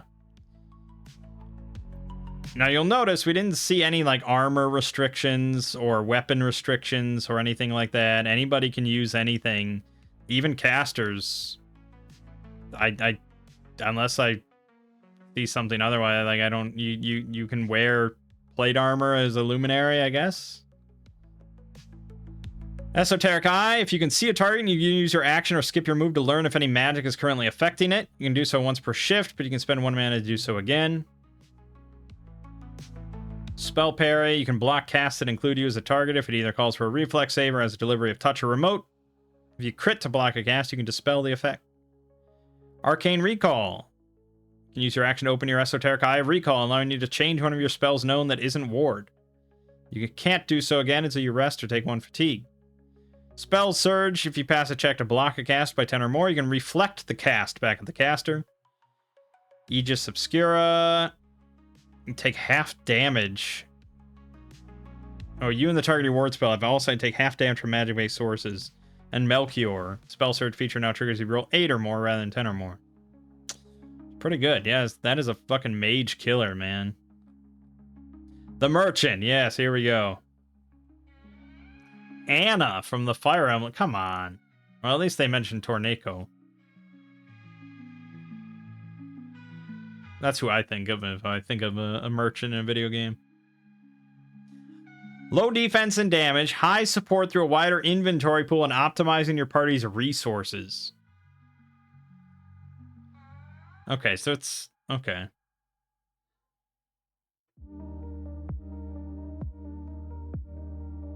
Gold Sink. You get Deft Hands perk to take the use action to place non-magical valuables into a container and close it. You can then open that container to replace the valuables with an item of equal or lesser value to the valuables placed in it.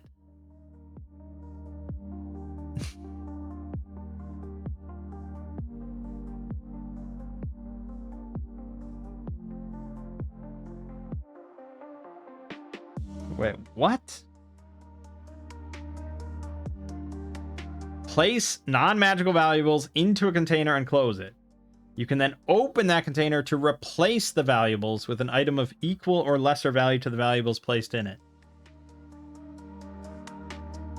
Okay, on the paper, that sounds like something anyone could do. Like, I think what it's meant to be is like... you can just generate an item. Like you're basically like a mobile shop or something. Like you can just swap one item for a different item of your choosing as long as it's equal or lesser value. That's what I think it is. I don't think it's literally just like, okay, I put 10 gold in here. Now I'm going to take my sword and I put my sword in there.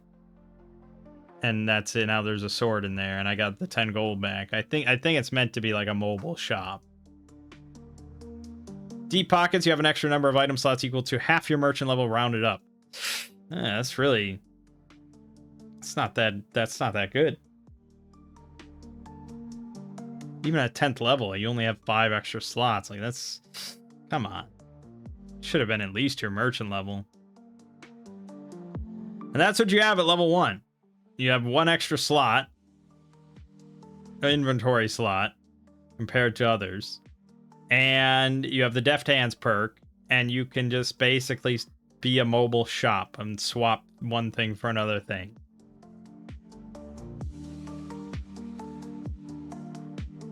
It's sort of useful, I suppose. It's not... yeah, I mean, it's rare that the merchant class would be like a heavy combat class, right? It's more for the outside combat stuff, the exploration and the dungeon crawling and all that. Like, basically anything you need, the merchant could provide for you, which I think is honestly pretty fun. I think that is pretty nice. I mean, you have to pay for it. He's running a business here, god damn it. But yeah, I mean, I think that's kind of cool. Bang for your buck. When you use an item with limited uses, you can spend 1 luck and roll a d10. If the result is lower than your remaining luck, the item is not expended. When you become an 8th level merchant, the d10 becomes a d8. Also not bad. I mean, if you think about, like, there's probably a decent amount of items of, like, consumables or throwing things. Like, you throw, like, you know, Molotov cocktails or something like that. I assume that would apply. I mean, it doesn't make much logical sense, but yeah. Anything that would be a consumable, essentially, he could theoretically not consume a use of it. So yeah, that's probably more what he's doing in combat, is just like throwing shit around and or whatever. But even like, I don't know, a potion of healing. If you give someone a potion of healing and you use it on them, you could keep it, maybe. Diamond hands. You can spend a shift to remove 1 power from a non-fabled relic or expend valuables in your possession of equal or higher value to the power to add it to an item. Okay, Treasure Seeker. You can sense gold gems and relics within near as if by telepathy. And Top Shelf. Once per week, you can pull a relic from your gold sink feature with a value no higher than your merchant level times 20 gold. So 200 gold. Otherwise, obeying all the rules for using that feature. So you can then start to pull out magic items. Interesting. Pugilist. Frontline bruisers. Stay in the front line even while at low HP.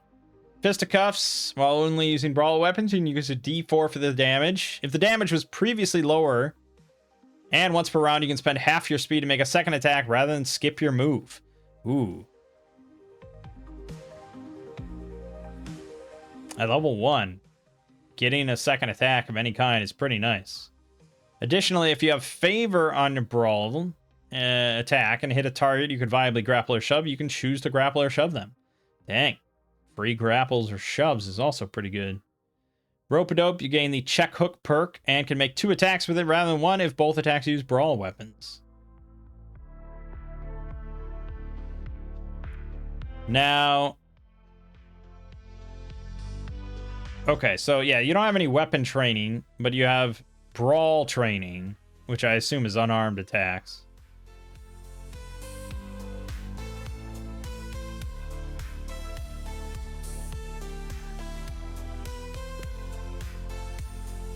They also get the ignoring 2 of the highest damage dice on saving to block.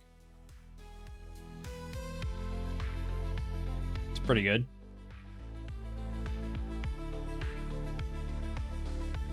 Impact goes to a d6 for your fists, I guess. Yeah, okay. Revelator. Oath-sworn Knights. The Paladin. Luke Skywalker, very famous Paladin. I mean, I guess he sort of is. Interesting choices there. High defense frontline strikers. Stay in the front line for melee attacks and smite the transgressors. You gain the Gish perk as well, so the same as the Magus. You can cast using leadership. 2 spells, one of which must always be Exalt. Learn 1 spell every other 3 levels thereafter. Yeah, not many spells. It's really slim. Selfless. Once per turn, when an ally you can see takes damage, you can choose to take the damage instead. Can't be reduced in any way. 2nd level, you get Lay on Hands. Restore d6 plus your level hit points by using your action or skipping your move. So if someone wants to get healed, just come up to me, please. I'm not coming to you. You can do so twice. Regain spent uses after you rest. Paragon's Aura doesn't cost you mana to cast a spell as a close aura, and you can focus on a spell as an aura and one as imbue at the same time. Can't be blinded, paralyzed, or sickened. And when you use Lay on Hands, they're curative statuses. Those statuses as well. Holy Diver. If you take damage for an ally with your selfless feature, your next attack before the end of your next turn has favor and adds your presence to the damage. And Sacrosanct, +2 bonus to all saves. Pretty good. Rogue, Lachlamora mention, and Vin mention. Oh, these are all things I like. Low defense midline harassers that focus on one single deadly shot. Really? They have weapon training, but ranged weapon training, but no melee. That's pretty wild. Sneak attack. If your first attack on a turn is favored, it deals an extra d4 damage and ignores an amount of armor equal to this number of extra dice. Not bad. That increases by 1 every 3 rogue levels hereafter. Infiltrator, you gain the resourceful perk, and you have favor on checks and saves made to ambush and against traps you are aware of. Yeah, okay. Pretty standard stuff, I suppose. Unflinching luck. When you spend luck to gain favor on a check, roll a d12. If the result is lower than your remaining luck, the luck is not spent. When you become an 8th level rogue, it becomes a d10 instead. Which is pretty good. High luck. Evasive. Reflex saves can't be hindered. Ignore 2 of a dodge attack's damage dice instead of 1. Lethal weapon. Your sneak attack applies to any favored attacks you make on a turn, not just the first. And waylay. Once per round, if you kill an enemy during a turn, you can immediately take 1 action. Wow, it seems like more of a barbarian thing, really, but alright. Sorcerer. What a goofy motherfucker. Squishy Blaster focused on casting spells for instant burst damage. They get cast using influence. They learn 4 spells. No required spells. 1 other spell every 2 levels hereafter. You get Meta Magic perk. Whenever you cast, you can reduce your max HP to regain mana, equal to 2 times the reduction. Just swapping hit points for mana, baby. If you die from this reduction, the cast resolves before your death and your body is vaporized. You crit on cast checks on a roll of 19 to 20, and your spells use a d8 damage die rather than a d6. Yes, we didn't really go over that, but it sounds like they're going to be using d6s for, like, everything? Although it didn't sound like that for weapons, maybe. But yeah, all spells use a d6 for damage, which is... Yeah, we'll get to the spell section. You can skip your move to cast a spell. No mana can be spent on this casting. That's pretty handy. You reduce magic damage you take by half. If you cast the same spell twice on a turn, the second cast check is favored. That's nice. And you crit on cast checks a roll of 18 to 20.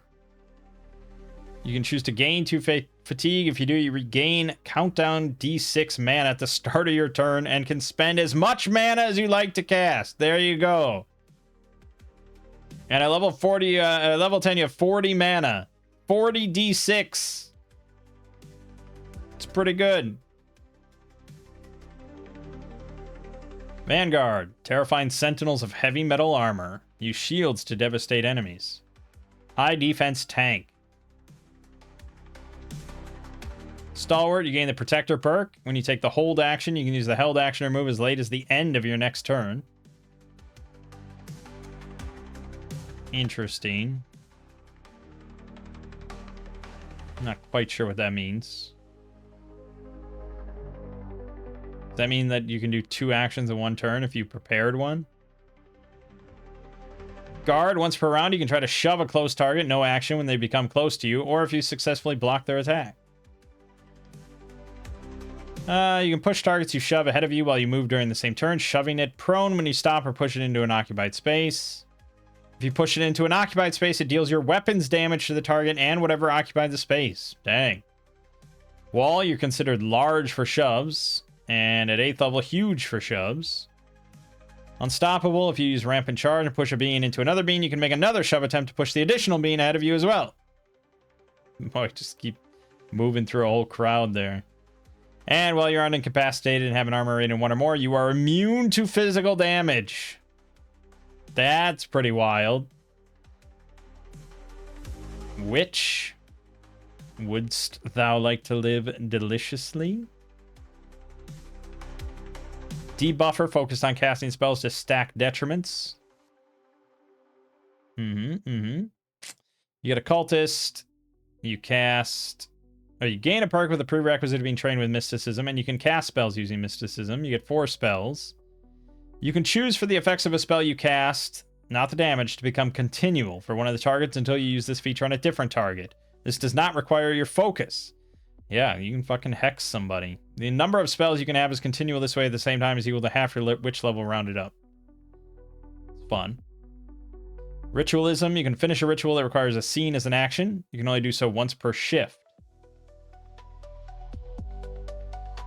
Oh, so you can do something that normally would take 10 minutes as an action. That's pretty fast.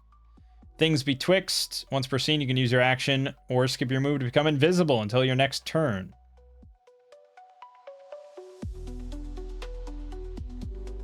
Coventry. Cast spells that near allies can cast. Ooh. Ooh, you can just take other people's spells and use them. And Widdershins. The target of your hex is weak to damage you deal. This does not ignore immunity. Further, your spells ignore status immunities of the target of your hex. Wizard. Classic. Yes. Didn't expect to see a Billy Joel quote there, but yes, there you go. Squishy Blaster. Focus on casting spells. You cast spells using Arcana. You get the Bookworm perk. When you successfully cast a spell, you can spend one of your study dice and add it to the damage or healing roll. That's fun. Sculpt spell. You pay 1 less mana for spell delivery. Manifold Mind. You can focus on up to 2 spells at the same time. 8th level 3 spells. Extracurricular. When you cast, you can spend a study die to cast any one spell with that casting, even if it isn't a spell you know. Oh, that's pretty handy. And Arch Wizard. You pay 2 less mana for spell delivery. Okay, yeah. Again, like, all of them are fairly simple. Like, I don't think there's that much to be confused by for any of these classes. Just slowly get better and fun stuff. Perks. A pretty big list of perks. And perks are something you're not going to see in that many old school games at all. That's where a lot of people kind of started to fall out of new school gaming, is when they started adding perks and all these customization things. It's just character progression through the rule book sort of thing. Your class grants you a perk every odd level, as well as through a first level feature. GM may grant additional perks as a mark of great achievement during the story. So there's prerequisites and so on and so forth. I'm not really going to read through all these. It would take a while.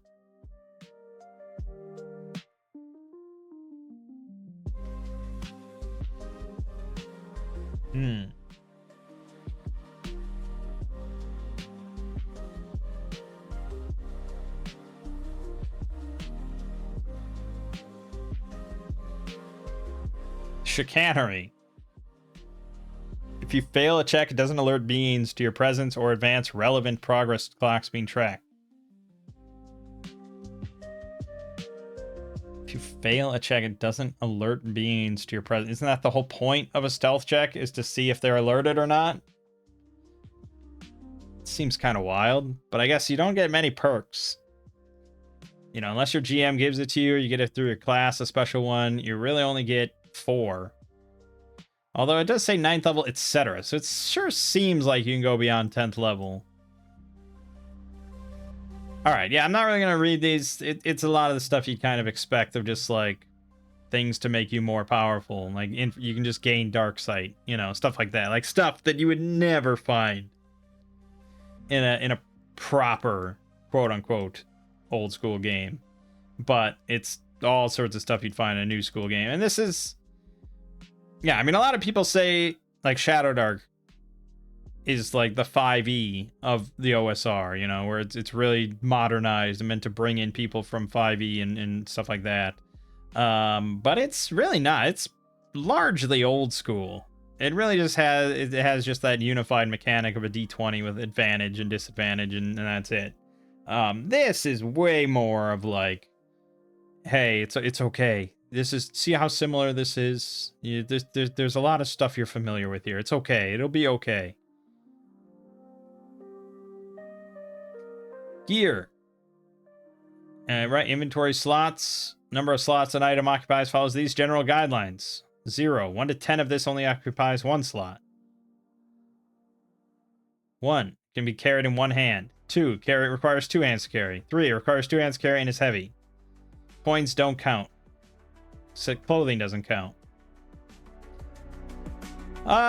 It's yeah, I mean it's fairly similar, I suppose, to Shadow Dark or something, where it's fairly strict on slots, so you're really not gonna be able to carry much. Let me just check if oh, there's a lot of there's way more gear than I thought there would be. I just wanted to see like torches or something,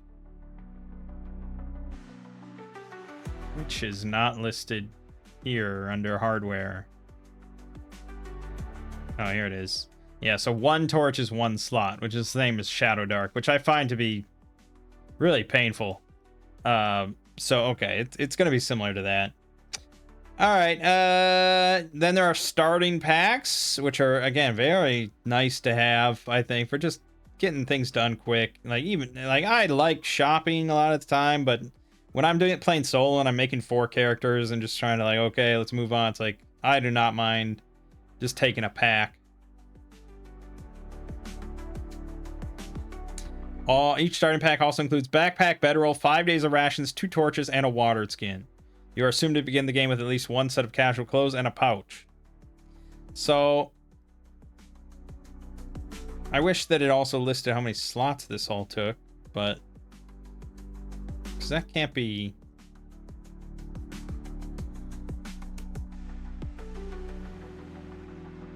Okay, wow, rations they're generous with. Well, wait a minute. I have to reread this now. 0 slots. 1 to 10 of this only occupies 1 slot.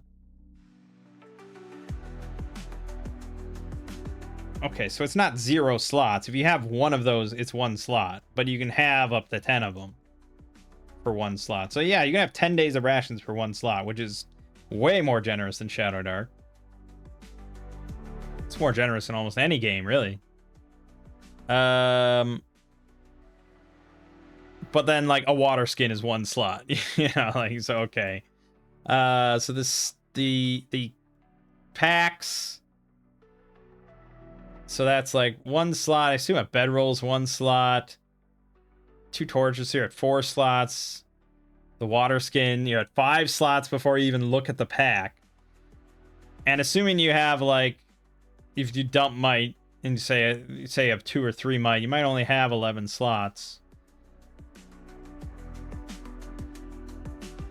Yeah, I guess it is what it is. You just, yeah, that's how it goes. Armor and weapons. So there's light, medium, heavy armor. That's it.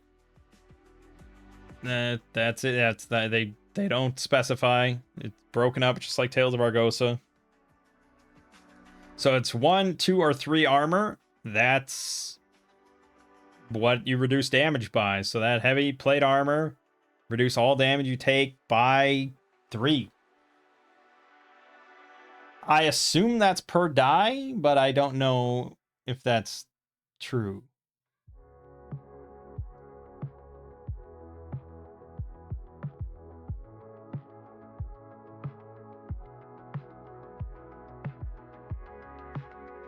You'd think that would be listed within here, but it's not.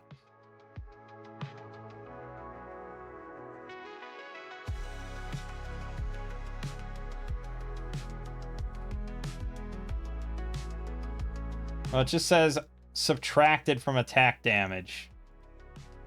Unless they're going to give me more specifics. It sounds like not per die. Okay. Then also heavy armor takes up 3 slots. And you have to have 5 might or you count as being restrained.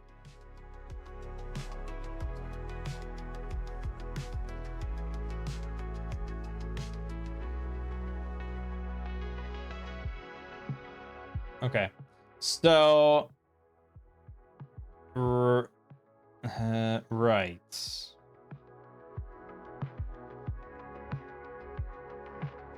So most weapons require a melee roll, right? But then there are some that use brawl instead, which is a skill. And then there's some that use finesse, which is a skill, and there's some that use range, which is a skill. And then there's some that like are multiple, like the Qatar's brawl and finesse. There's also keen, which has a 1 lower crit rate. Cleave can deal half damage to 2 targets. Brutal crits deal 1 extra damage die. It's a nice big list, I gotta say. I enjoy that, and there's varying traits that. Yeah.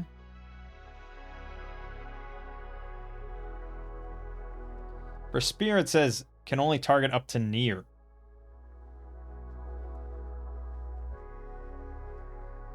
Which I think is for the throwing aspect. Yeah, can to throw attack up to near or far with hinder. So that can only go up to near. But otherwise it's close. So there's no like second row thing or anything like that. There are some long weapons that have 5-foot range increased. Pole blade and pikes, but spears don't count. Lucerne, nice. A lance, all the ones you'd expect.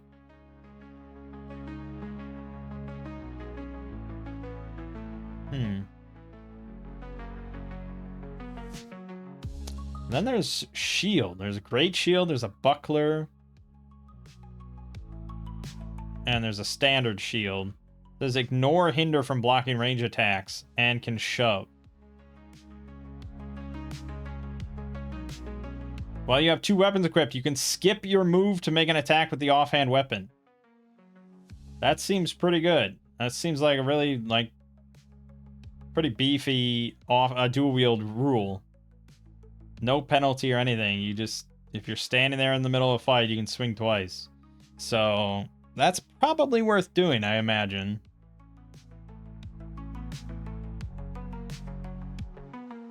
Because really, the shield only helps you for ranged attacks. So if you're just in a big melee, you'd rather have, like, an offhand weapon.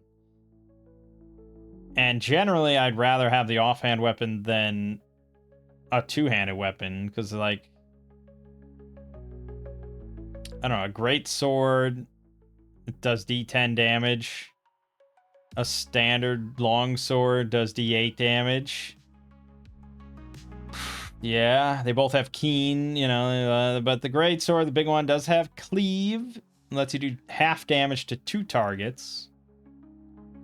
You know. But yeah, this is a big equipment list, I gotta say. For, like, stark contrast to Shadow Dark. Listing the price of an elephant is that, I mean, that's the stuff we like to see. And a bag of 20 rats. I mean, that's, you almost never see that. It's great. So this is a really pleasant list. It's just too bad the prices are all wonky. Oh, what is the price of a longsword? That's usually my metric.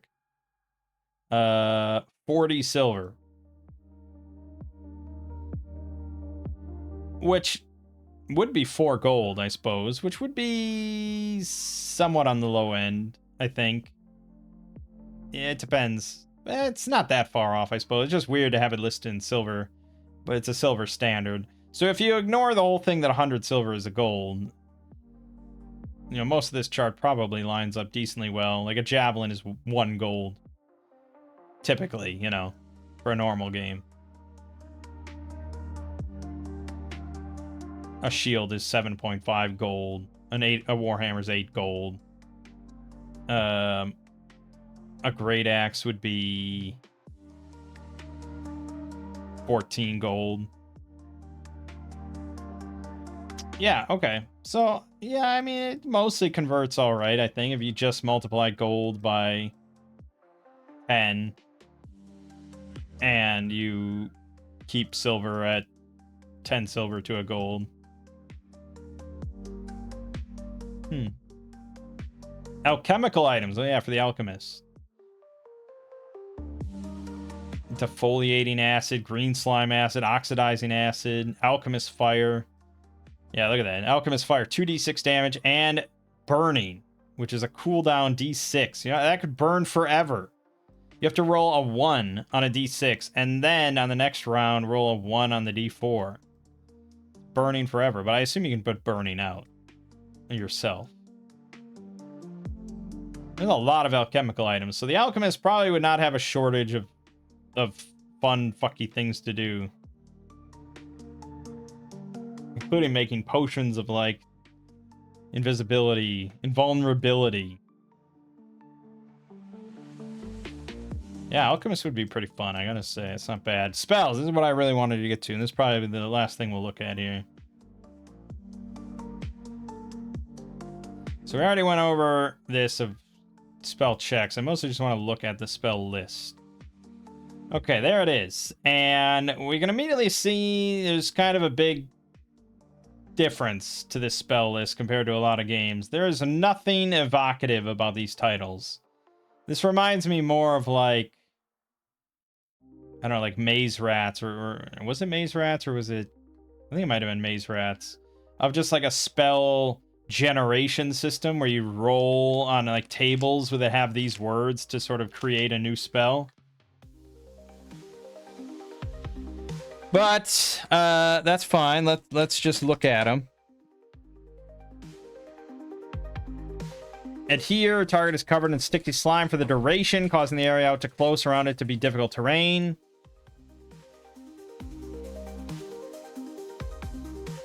Okay. So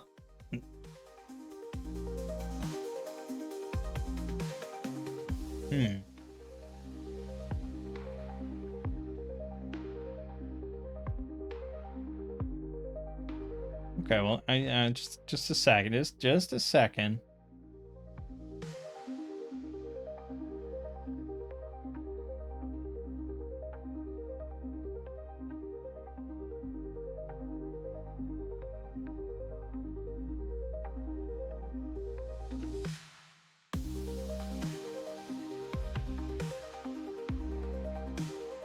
Right, okay, so that's basically confirming.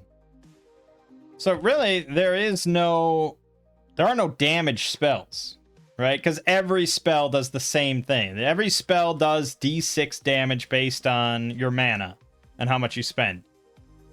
So when you cast a spell, it doesn't like, really, it doesn't matter. I feel like it might matter. I don't know, because certain enemies are weak to certain things. So, like, the Griffin was weak to shock. There must be, like, zap. Like, if I do d6 damage with zap, that does more, but it has a specific damage base. Okay, so that's the thing that matters. But otherwise, for a lot of the times, you would just say, I do damage. But I guess a lot of them that don't have a damage base probably don't do any damage. You can't use those for damage. So you could end up not being able to deal damage with your spellcaster, depending on what spells you pick. And it's honestly, like, a lot of them don't do damage, but interestingly, light can do damage. But yeah, I mean, look at this. Across these 2 pages, 1, 2, 3, 4 spells can actually do damage. So yeah, I mean, probably you'd pick, like, 1, maybe 2 damage spells, just so you always have that as an option. But mostly you're doing spells for the effect, which I think is kind of fine. Like, I think that's good, to be honest. Like, a lot of times you end up with damage spells, and it's like, whatever. Like, you know, I have 1 damage spell that does this amount of dice. I have this one that does this amount. Like, it really is important that they differentiate strongly through the actual effect, and that's what this system emphasizes. So I think that's honestly kind of a cool system, where you can do damage if that's all that matters. Is just, hey, dude, come on, quit fucking around, we just need to kill this thing. or whatever. But mostly, if you're going to be a spellcaster, you are casting spells to change the environment, to alter the battle, to alter the scene, or to solve a puzzle, or, you know, something like that, which is usually how I like to use magic. I tend to pick spells that aren't really damage most of the time, and instead are utility or things like that. So yeah, this list really excites me. I think I have to end the video here, unfortunately. I kind of got to go. My cat's going nuts. So I think we'll look over this in the next video. We also have magic items, and we have the bestiary to look at next time, which is going to be a big chunk of this book.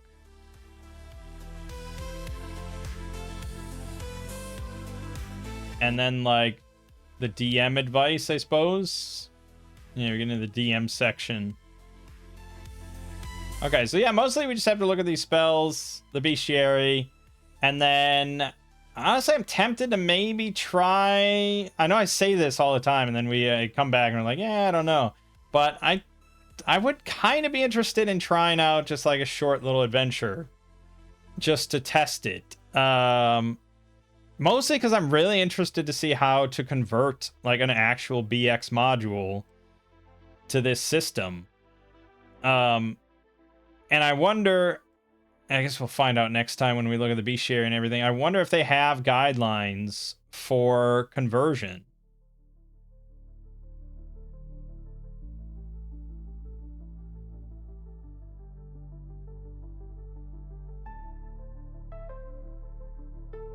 Like, it's talking here about, like, determining threat level and building encounters, and it's like, that's not old school, you know? Old school is just like, here, there's 30 fucking goblins, deal with it, shithead. But I think even Shadowdark does include some information in there about building a balanced encounter.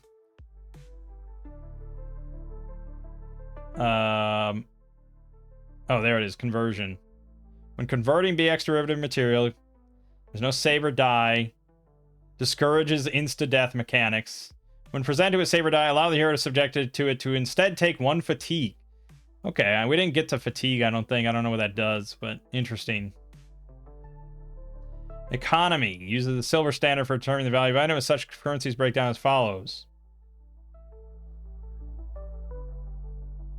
So 100 copper is 1 silver, and 100 gold, or 100 silver is 1 gold. Yeah, so that's right. So that's the system this game uses. Should you want to convert from gold standard to silver standard, use the following table. 1 silver per 100 copper, 10 gold, 1 gold. Right, it's basically what I said. You're just basically going to multiply the gold by 10, or divide the gold by 10, depending on how you want to. Yeah. Armor is handled as damage mitigation in Vagabond. To determine armor class for other systems, use the following table. The equation is AC minus 9 divided by 2.2, round down. Oh, God.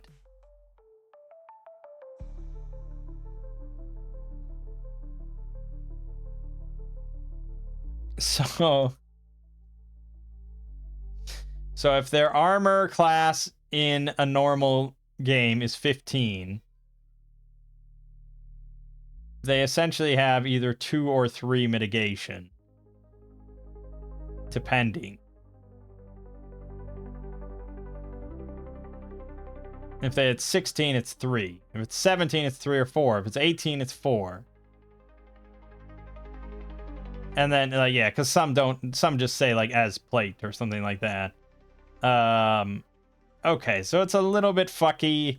That would be the most difficult thing, then, probably, for the conversion of monsters. So, usually in cases like that, what you want to do, then, is just try to find an equivalent in the bestiary for this game. So, like, if there's a room full of 6 goblins, instead of trying to convert it, you just say, okay, fuck it, just find me the fucking goblin and call it a day. Because then we don't have to do any funky math or whatever, it's just there's the goblin. Will the encounter be balanced? Who cares? Doesn't matter. There's the goblin. So, obviously, they would have, like... Oh, they have 1 armor. Which actually puts it sort of in line with the Shadowdark one, because really then it has like 5 hit points, but...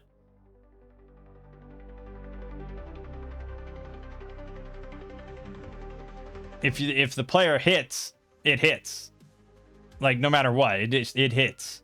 If they succeed on their roll, regardless of the type of creature they're hitting, it hits. So it's just bags of hit points with damage reduction. Yeah, so I'd be kind of interested in running just a short one just to test it out, and maybe making just like 2 characters or something, like a mage and a fighter or something. I don't know, something like that. So we'll see. We'll do that next time. Yeah, and I'll reserve any judgment I have until then. For now, though, my name is Mang. This has been Solo Roll Manging. I'll see you fine folks in the next part.